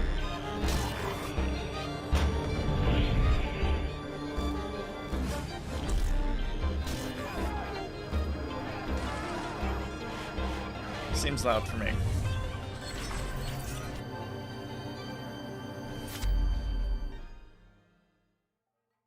On September 12th, an Israeli Knesset party approved a plan to annex all of the occupied territories that would erase Palestine completely. This is considered an extremist solution to a conflict that has spanned decades, and the so-called key to peace in the Middle East. But how do Jewish Israeli citizens feel? Those who are not in the government or living in illegal settlements. Last year, I traveled around the West Bank to release a series for the Empire Files on the plight of Palestinians, featuring their voices and stories. But I also went to speak to average Israelis in the Jewish quarter of Jerusalem. We're here in Zion Square in Jerusalem, which the government has actually declared to rename Tolerant Square. And we're just going to ask everyday Israelis what they think about the situation. You're American. Where are you from and why did you come here? I'm from New York, and I came here with my family when I was younger to make Aliyah, because it was always my parents' dream to come to Israel because we're religious. So, are you American? Yes. Oh, cool. When did you move here and why? I moved here 11 years ago. My family moved here because this is the country of the Jewish people and the future of the Jewish people, and we want to be here. How old are you guys? 18. 18? We're 18 years old. Now we are here in Israel taking a leadership course, and we're going to the army for a few months to see how life's here. And then we hope to bring back some of this knowledge to our youth movements. So you're like an internship with the army? It's about 2 months, and they show you everything about the army. Israel is a great place. It's a nice place. You should come and visit. I love Israel, and I feel safe here. All that misconceptions are not true. Like, there's not people with knives every day, and there's not, people exploding. Palestinians? Yeah. No, but pretty much the life here is really good. For people living here, it's just normal to see people in the army walking around with guns, and you feel completely safe and protected. I feel like we know who the threat is, and it's not coming from anyone random, as opposed to in the rest of the world that could be anyone. Here we know who our enemy is, and we know that they are out to get us. Who is the enemy? Who's the enemy? That's a very good question. I don't think it's specifically any nation. I think it's the people that are so interested in being politically correct that they won't actually go after the people that are trying to cover things up. So she's not answering the question. That the Islam is it's a very bad disease, not just for Israel, for all around the world. We can see it. They think they all have to be Islam. If you're not Islam, they will kill you. A lot of Americans don't really understand what Israel's like. We hear a lot of things in the news. A lot of people are sympathizing with the Palestinian plight. Naturally. Can you talk about what it's like to kind of live in this situation? First of all, it's very hard. I'm in an organization. It's called Lahava. It's against the Jews shouldn't marry Arabs. Did you say the organization did what again? The organization is, the thing of it is that Jews shouldn't marry Arabs. Shouldn't marry Arabs. Why do you feel strongly about that? Because Jews is a special nation that God gave it to the Jews, and we don't want Jews to get mixed up together with a different nation. I think Israelis have to take over, and they have to kick them. Israel's hardly the situation. They know locations they shoot rockets from, but can't do anything because of civilians. Well, that's patently incorrect. They've been murdering civilians for decades and decades. And that also goes to the point that Palestine doesn't have a military. They barely have a government. They don't have, they don't have a military. They don't have tanks, rockets, all that sort of stuff. I mean, Israel's not in a hard place. They are a genocidal terrorist organization engaging in genocide for decades. So there's nothing hard about Israel's situation. They are guilty of mass levels of war crimes. So, yeah, no, try again. They have intel of all locations, though. And what? They're a terrorist organization engaging in genocide. Palestine doesn't have a military. Israel controls electricity, water, they control everything. The Palestinians have no choice in anything at all. They are victims of mass slaughter. Yeah, living out that Israel has real good rocket defenses, in which the United States paid for, Iron Dome, right? that's more than capable to defend whatever whatever. Yeah, exactly. They get billions. Yes, the United States gives them almost $4 billion a year, paid for their Iron Dome missile defense system. Yeah, you have to do better than that, dude, because it's just not good. Just not good. Kick them away. It will be much better. Not to kill them, just to go back to Arab countries. You can't deal with these people. There's no need to try. There's no need to talk to them. What we can do is when they do enough harm, we retaliate. That's war, and that's the situation that any Jew who lives in Israel has to deal with. You think? Hey man, how you doing, Lydius? Well, it would be nice if they would. Al Jazeera sure is a big organization that hides intel all the time, considering how often they destroy their building. Yeah, it's interesting. About a decade ago, when I was researching religion, I found this interesting connection about, where Judaism comes from, or Yahwism, which is where it originates, right? And it's, yeah. If Israel was monsters, they would send 2,500 rockets back. They just want to get rid of Hamas from firing. No, they don't. They've been stealing. That's just an excuse. Okay, let's look at this here, right here. Historic Palestine. This is what it was after the thing. This is the Palestinian land, according to the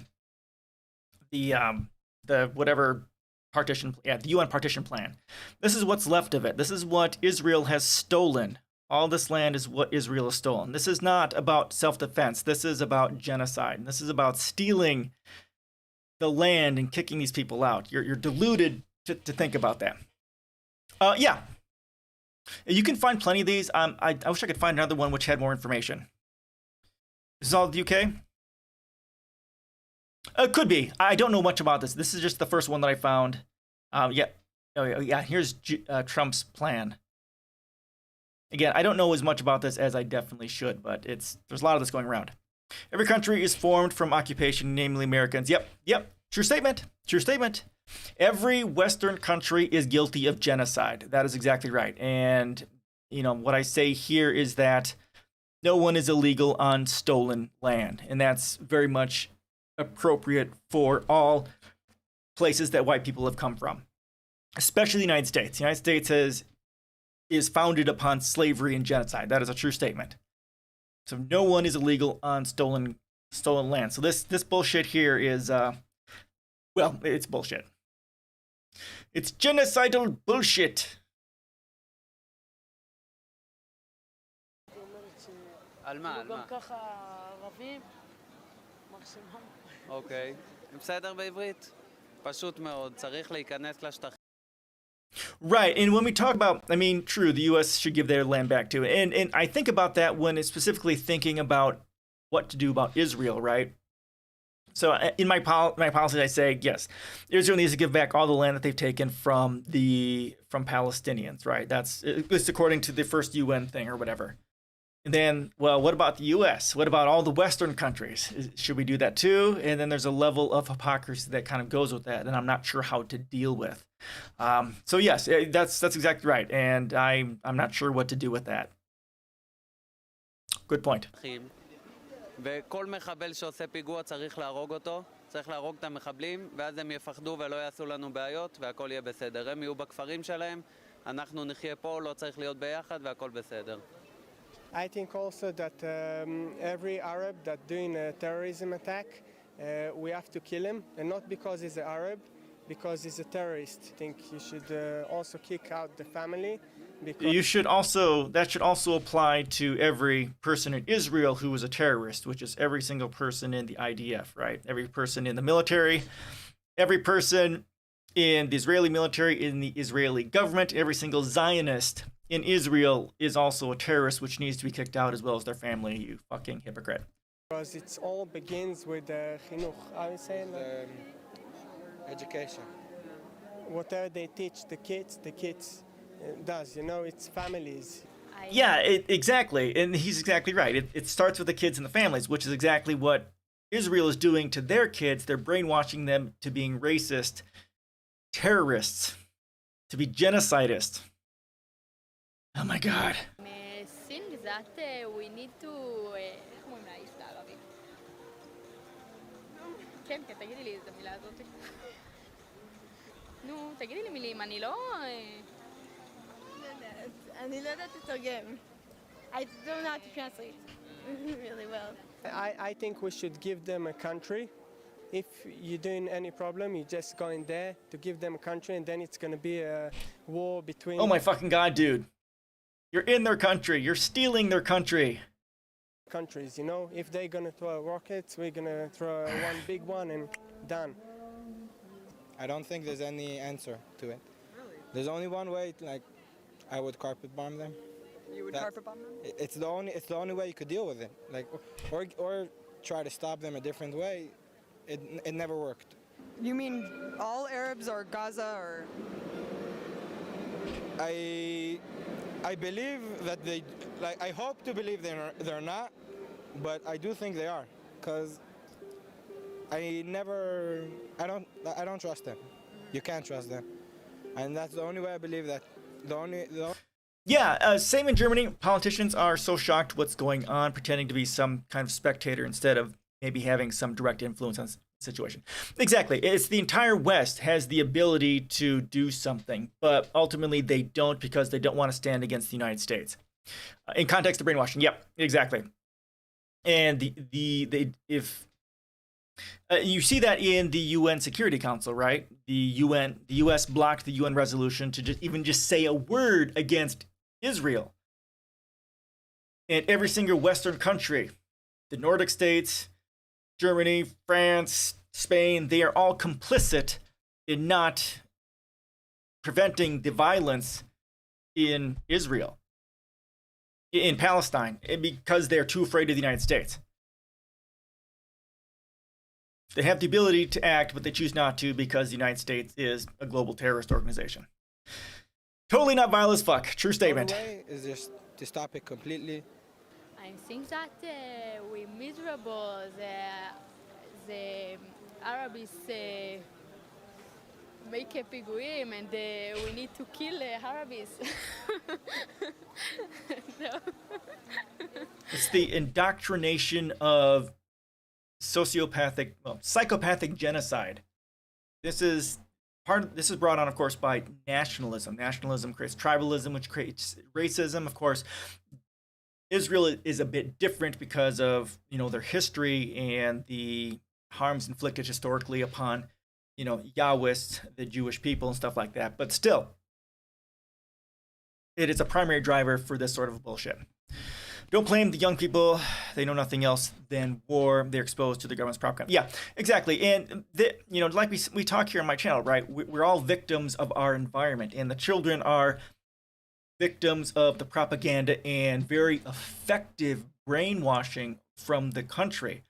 And that's from Israel, right? And that's definitely the case. And then, of course, the way the media, just like the United States, portrays or contextualizes the attacks from Hamas and anything else, always posing them as terrorists, and Israel is right and just, blah, blah, blah, blah. And then, of course, having Israel as effectively a theocratic authoritarian state makes it even 10 times worse because of the religious aspect, which removes all of taking responsibility for the horrors that they're inflicting because they have the divine right of committing genocide because it's their land. Woo!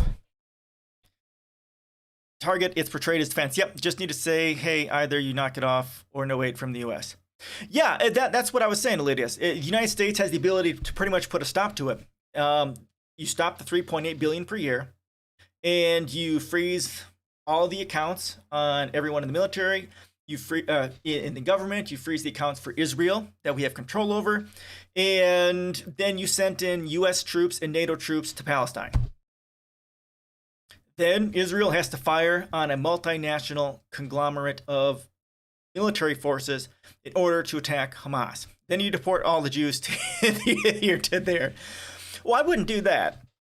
I know you kid. I kid. Yeah. But that wouldn't do anything. That wouldn't be. That's just as bad as the bullshit that Israel's doing. But yeah, again, it's not. Judaism in and of itself is not the issue. It's the ethno-nationalism inherent to a theocratic state. Theocratic states are almost always nationalist and genocidal in one way or another. Oh my God, it's so frustrating. Okay. We'll talk about this later. All right, cool. Well, there is also Jewish civilians that hate Arabs. Yeah, I'm not saying, but we have also people that like the Arabs and everything, like Smolanim. I think another thing that the Jews should have rights to hate them. I think we have the right to hate them. I don't see a reason why not. Why I fuckerhead? wouldn't trust any of them. To better understand this mentality, I also talked to Ronnie Barkin, a Jewish Israeli citizen who grew up in the country and is now an ardent critic of the notion of a Jewish state. Oh. Like anyone growing up in Israel, I went through the whole indoctrination mechanism. And we're being trained to be soldiers from kindergarten. Literally from kindergarten.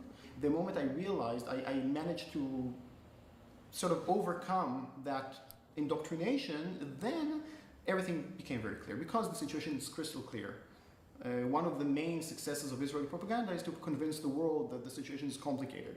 But it's far from being complicated. It's probably the least complicated conflict in the world today. True that. And it's all about basically those who have the power, those who oppress and subjugate and tread over the indigenous people of the land who have been oppressed and subjugated and expelled from their land. And this is what it's about. The situation here is not very different other than the way it is perceived in the world and among Israeli society themselves. They like to perceive themselves as being something else, as being, victims, liberal and progressive and all of that. And I also thought of myself as such until I realized that actually, this is not the case. The case is very clear, and I'm not on the right side of history. And that's when, the moment I managed to overcome this type of brainwashing, then the rest was very easy. The State of Israel is all about creating a place which is for one select group and only that. It's not only the fact that they wanted to take over, to usurp the land and the resources and all of that. It's also about this exclusive nature of the place, that this is ours and only ours. And even any Palestinian being born in Israel, even if they're Israeli citizens, is already regarded as some sort of a threat to the state.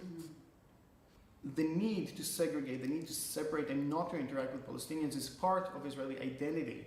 So we have to understand that Israeli identity depends on denying Palestinian identity and denying either the existence of Palestinians altogether or at the very least denying their identity, their culture and so on.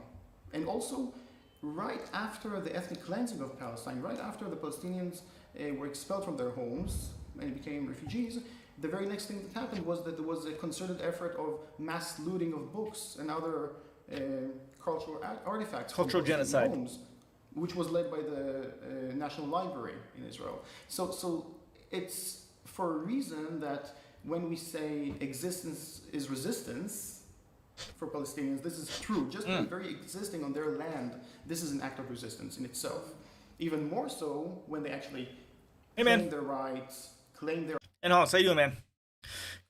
Covering Israel versus Palestine, or Israeli genocide of Palestine and that sort of thing. How you doing today? We're watching a video here by Abby Martin, who owns the Empire Files, who runs the Empire Files, and we're talking about it's a video going over what actual people in Israel think about Palestinians.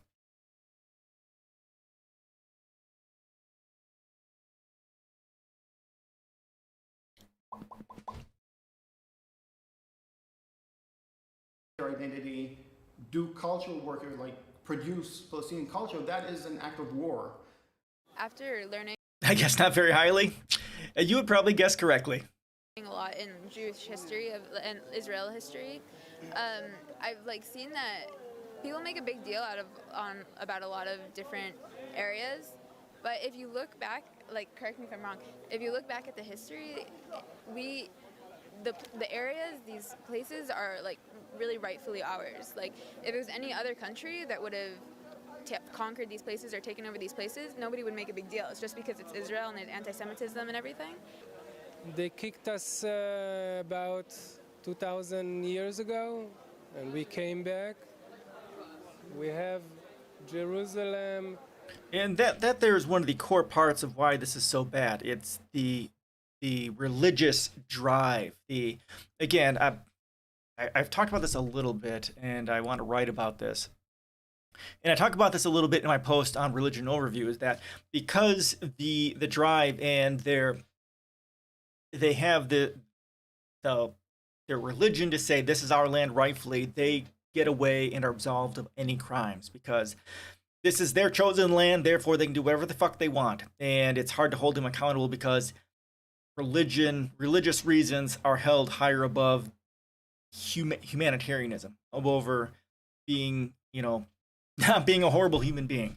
This is one of those diseases of separation that religion creates, especially when there's no way to hold him accountable because God, Yahweh himself, is not going to come down and say, no, you're a bunch of fucking idiots. Not that Yahweh would, because it is specific for religion in general, but it is specific to religion in general, but of course it is much more specific to conservative religions. That's where most of my critiques about religion in and of itself comes from.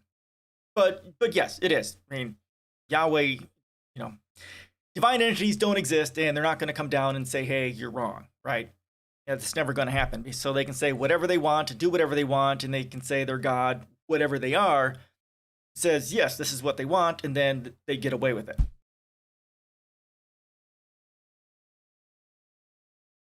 And if you want to read more, I've got a bunch written on this here.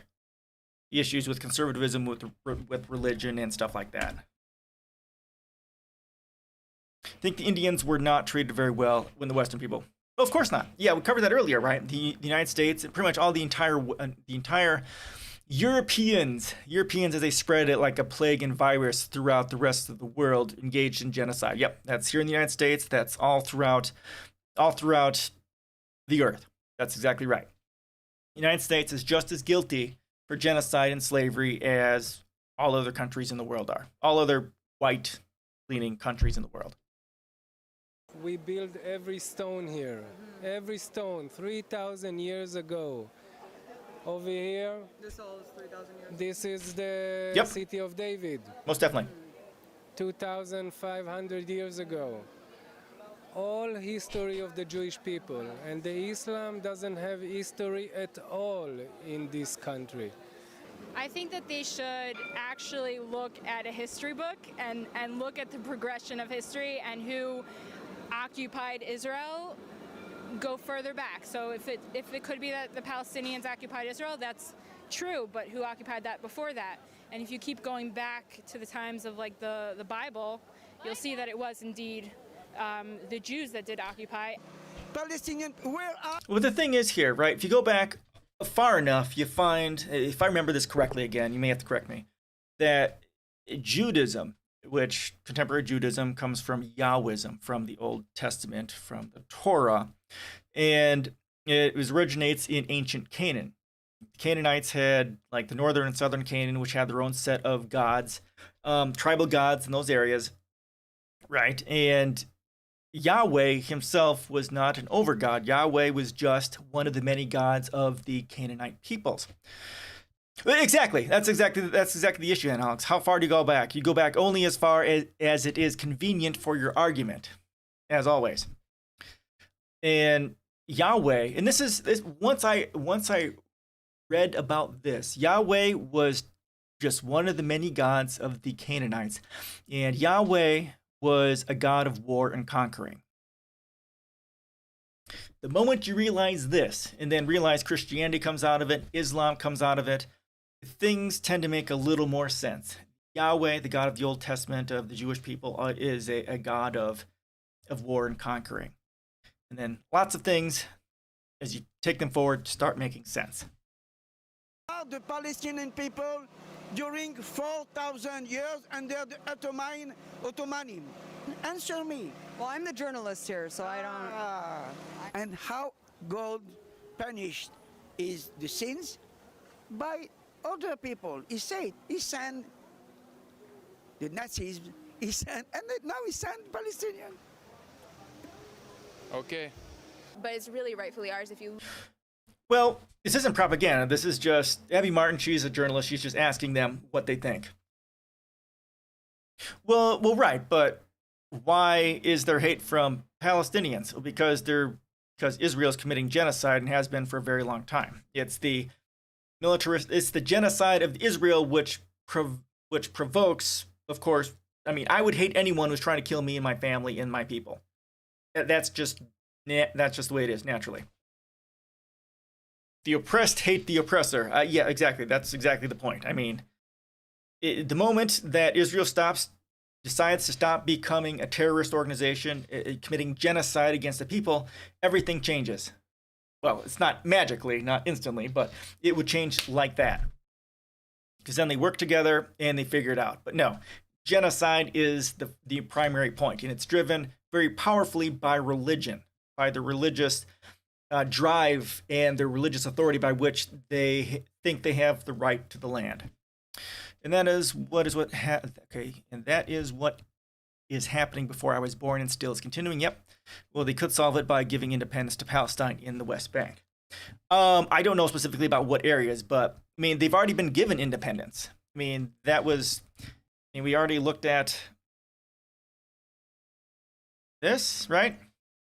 This was the land as far as the 1947 partition, right? The white area is Israel, the green area is Palestine. I mean, they've already been given that nationally. But of course, Israel's like, fuck you. And they keep taking and taking and taking land and land and land, right?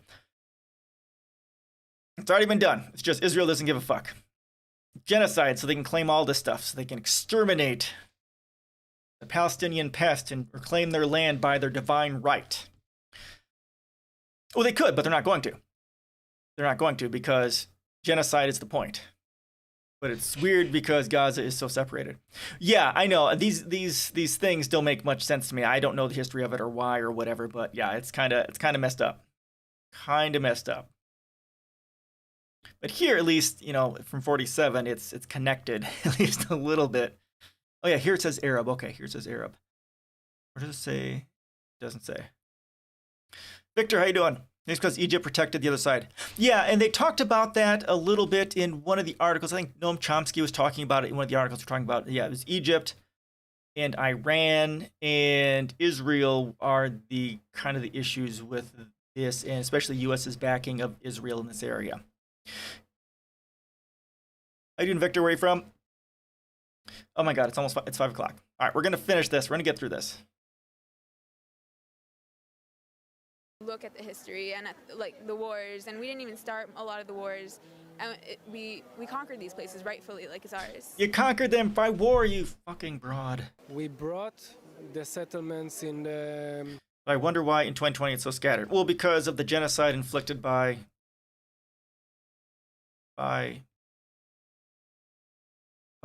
Israel. I mean, they've been murdering and killing and stealing land and committing colonial settlerism. I mean, there's nothing to wonder. We all know why. Genocide by Israel. Right? That's why. There's nothing complicated about it. By Gaza, all the Gush Katif strip. I gave Gaza back. Well, we gave part of Israel. It's not it's not Gaza. We do things for peace. I think that the Murdering Jews for came peace. here, they took this land, and this is our land now, and I don't think there should be here no Arabs. Like Arabs, they want, we gave them Gaza, they should go live there quietly if they want. They should go back to Iraq, I don't know, to wherever they want. But this is a place that God gave it to the Jews, and we don't want the Arabs to be here. Exactly. It's God. It's always comes back to religion and the divine right to commit genocide. Before they accuse anyone of occupying, they should actually look back and look at history. So you wouldn't call any of this occupied territory? No, I think that whatever deals were made and wars were fought, they took the land, and that's the way things work. I mean, would you call America occupied by Americans because the British used to rule? Yes. The people who kicked the Jews out of Israel were the Arabs. 1,400 years later, we come back. Now, I'm not saying that we can blame the people living here for what happened, but you gotta accept that that's some kind of divine justice, that their great-great-great-great-grandfather... 1,400 years ago, Arabs, that's not actually physically possible because Islam didn't exist until... Oh, the math. Christianity, 400, 800 years. So it'd be 1,200 years. Because Islam wasn't created until like the 1200s. Or until the 800s, right? Because like plus or minus 400. When was Islam? Yeah, Islam founded. 7th century. So it's 600. Okay, so it is 1,400 years. Okay. Got my numbers messed up. So when was Christianity? Interesting. Okay, so, all right, he's right there. All right. Kicked my great-great-great-grandfather out of here, and then we come back, and all of a sudden they're like, well, no, we don't want it, it's not fair. They took the land from us, not the Romans, and not the Persians, and not the Byzantines. It was Arabs who took this land from Jews. And so, yeah, we came back, and we took what was rightfully ours. Besides the fact that before the Jews came to here in the late 1800s, early 1900s, it was like a barren land. Like, because the Jews came here, it started to, like, flourish or whatever, and become... actually, like, people started planting things and making settlements in all these places. If the Jews never came here, then it'd be in the same place it was like 200 years ago, or not where it is today. And so the Jews came here and they started making it better for also the Arabs, and they only start to be an issue because the Arabs started to make it more of an issue. How many people think like you? What is the state of the left wing within Israeli society? So the people who think like me are a negligible few. And I would argue that there is no left in Israel and never ever existed. Oh, wow. What you have are those self-proclaimed leftists, liberal Zionists, who basically speak the language of peace and human rights and so on in order to sugarcoat their racism and supremacy. And they speak a very different language than the acting government, for example, because the acting government... Simra, I don't want to give anything. I don't give anything about their war. It's their war, not mine. Both parties commit war crimes. Let's get back over here. If one party was nice and the other party equal cruel, then I would support the nice people. But that is not how it is. I would support an Indian who murdered your family because he sees you in empire. Well, but that's not. You're really, again, a lot of privilege seems to be in this. Israelis. I've been committing war crimes for decades, especially since the 40s and the 60s, right? They've been taking over and genociding these Palestinian people, taking their land, murdering their people, murdering their children, torturing people, right? And the Palestinians barely have a government. They don't have a military. They have no actual way to resist. And decade after decade, the Israelis are murdering and stealing their land. There obviously is one person who's wrong. That is Israel. The Palestinians have a right to protect themselves, but they don't have a way of doing it. Hamas sprung up as a militant organization to try and defend Palestine. But as far as I'm aware, it is not the official, Palestinian military because they don't have one. There definitely is a definite wrong. You can't get pissed at the people who are defending themselves against genocide. That's ridiculous. Ridiculous. The government is clearly a right-wing government. They are shameless about their racist attitudes and so on. They say this is ours and only ours. Many of them are... Yeah, so I do have a problem with that, actually. I don't have a problem with that. I have a problem with it, wanting to murder me, but I haven't done anything. But the thing is, it's not actively, it is actively going on, right? My policies do talk about reparations, and my policies do talk about reparations not just for black people, Africans, but also for the Native Americans. Americans have engaged in genocide, and that is something we have to look at. We have to look at and deal with that. But again, I am not the one, or my community is not actively involved in that. It's very different, very different.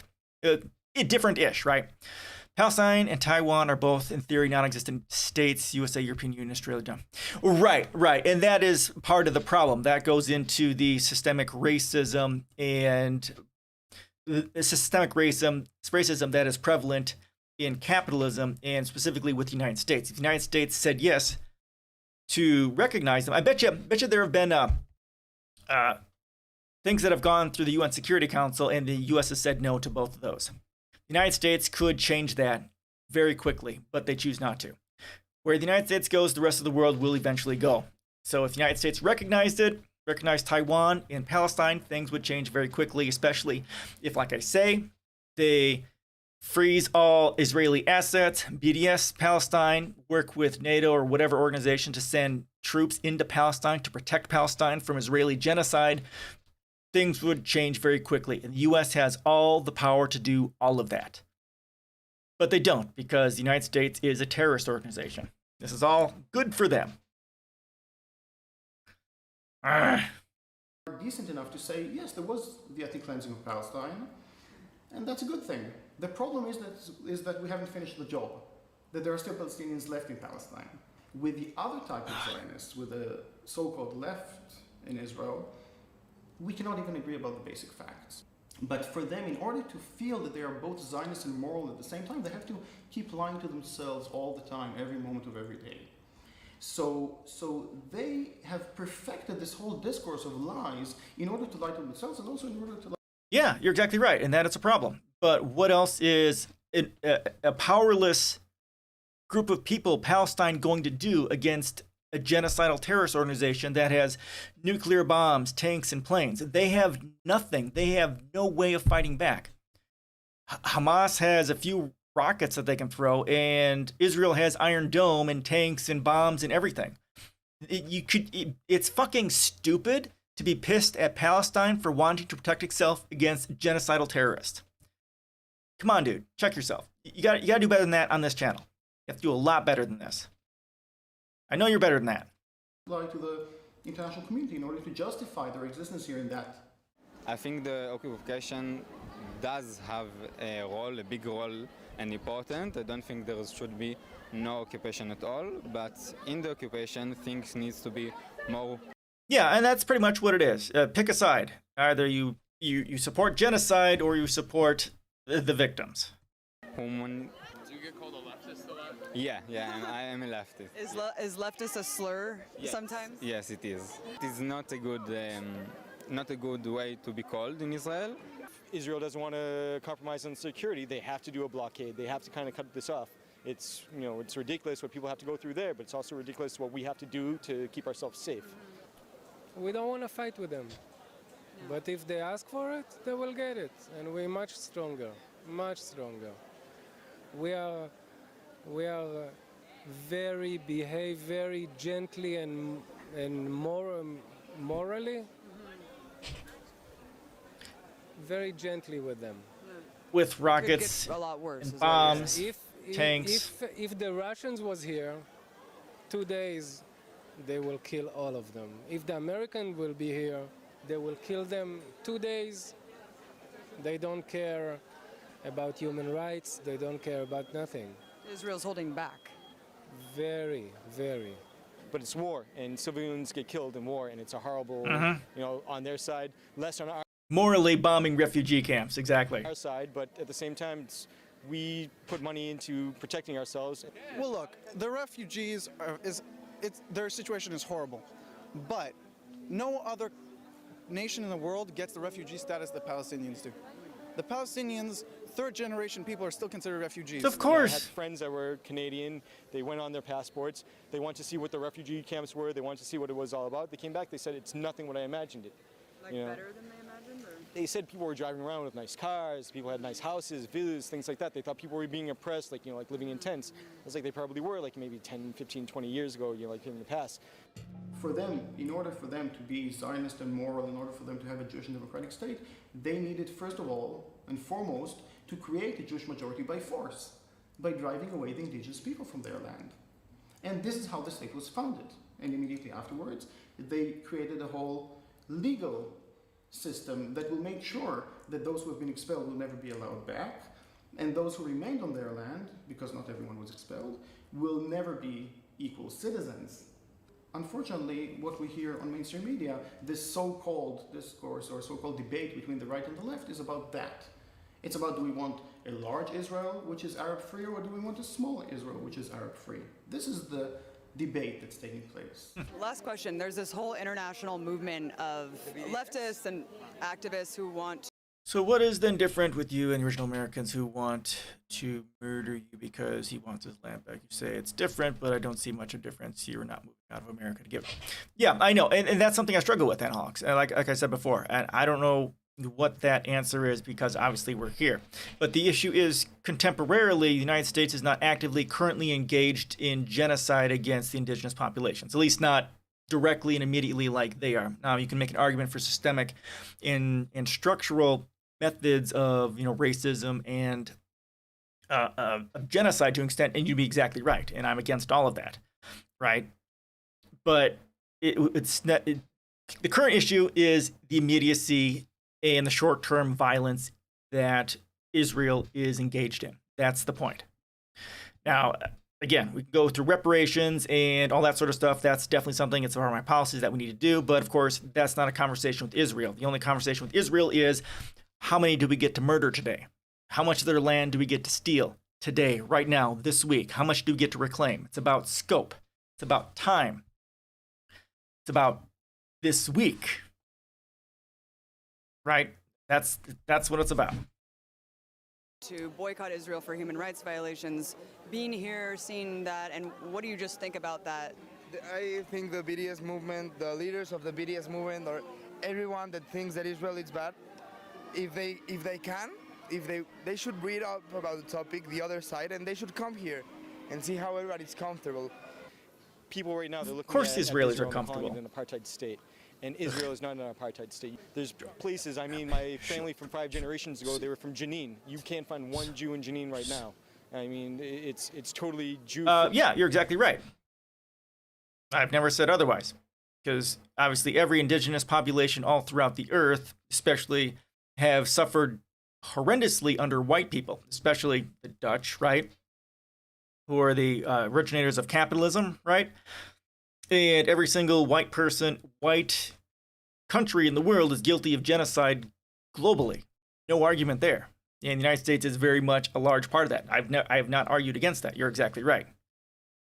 Free. So if you want to think about a racist apartheid state, it seems it's more, in my opinion, coming from their side. And just a response, I guess, to kind of this international movement, the BDS movement, and also the movement that says settlements are illegal, they're encroaching on Palestinian land. Can you respond to that accusation? I think the response would be two-part. The first part would be very simple. Nobody gives Turkey problems for their settlements in Cyprus. It's an anti-Semitic thing. Maybe they don't know that they hate Jews, but they give us so much trouble. The UN only talks about Israel. What about North Korea? What about Russia? Then the second thing would be to say is that... Even from the UN?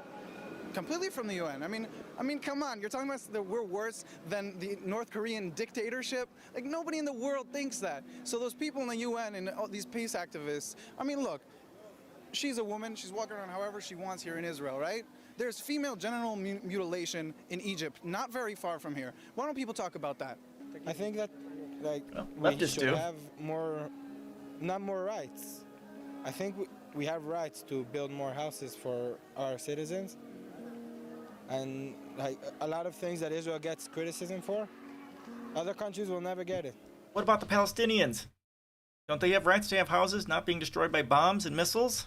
אני רוצה להגיד פה לראש ממשלה פה בארץ, בישראל, אין מצב שיהיה פה שלום בארץ. אי אפשר לעשות איתם שלום, הם תמיד שונאים אותנו. אם אי אפשר לעשות שלום והמצב ככה לא יכול להישאר, אז צריך לטפל בהם בדרכים אחרות, אין מה לעשות. It's irrelevant. The views of Israelis about the situation are totally irrelevant to the question of how do we change the situation. Did it matter what white people think about apartheid in South Africa at the time?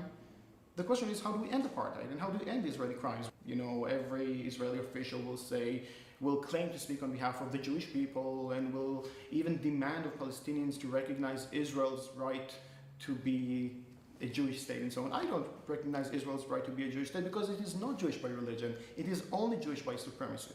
Israel is Jewish just like South Africa was white in the exact same context, with the exact same meaning. And obviously any decent person around the world should oppose that because it is inherently racist and more than that.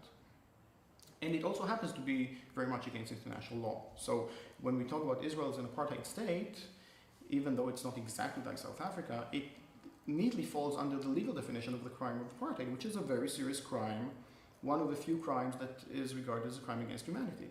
Which means that all countries of the world are obligated to do something against it, not to be complicit. Not to pay for it.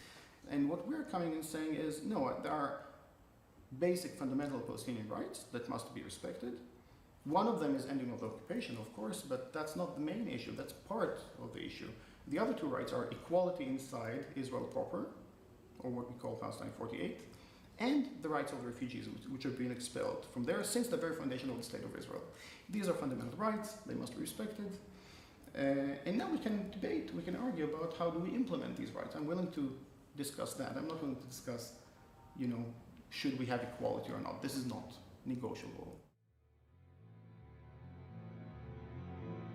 All right, there you go. That's Abby Martin from the Empire Files. All right, we're after 5 o'clock, people. Got my 2 hours. The wife will be home any moment now. Guys have any questions, comments, suggestions before I call this a day? And again, thank you all for joining me. I know this was a rather divisive topic, which I definitely need to know a lot more about. But yeah. All right. Questions, comments, suggestions for a call today. And if you want access to all the links and stuff that we covered today, I'll be posting this to my Discord channel, and it goes into Reddit.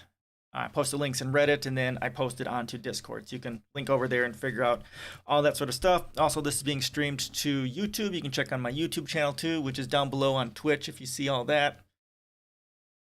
You can watch this and some of my other streams as well, my previous streams as well. All right, anyone? Last call for comments.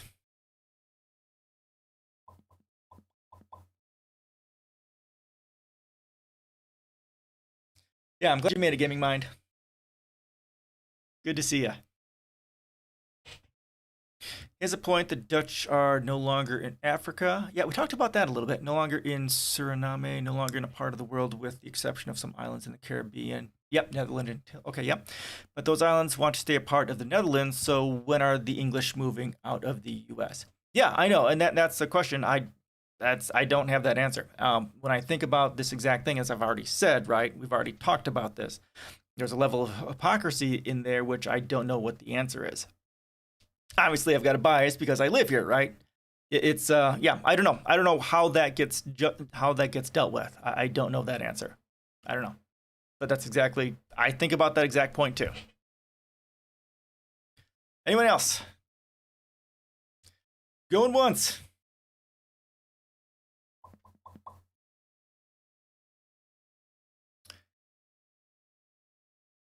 Going twice.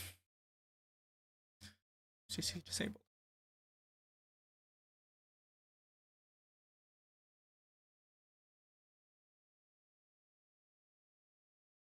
China stole US data exposed. Yeah.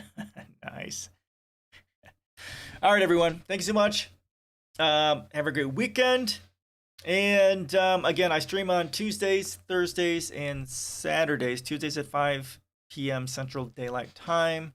And Saturdays at 3 p.m. Central Daylight Time. And I've got my Discord, Twitch, YouTube, Twitter, Facebook, all that stuff down below on my Twitch page if you want to find it there. So, everyone, have a great weekend, and we'll see you next week.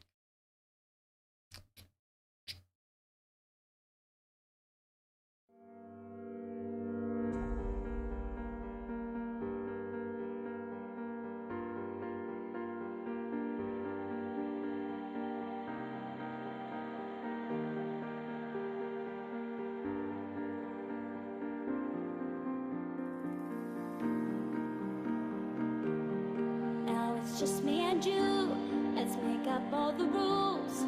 Count to 10 and watch the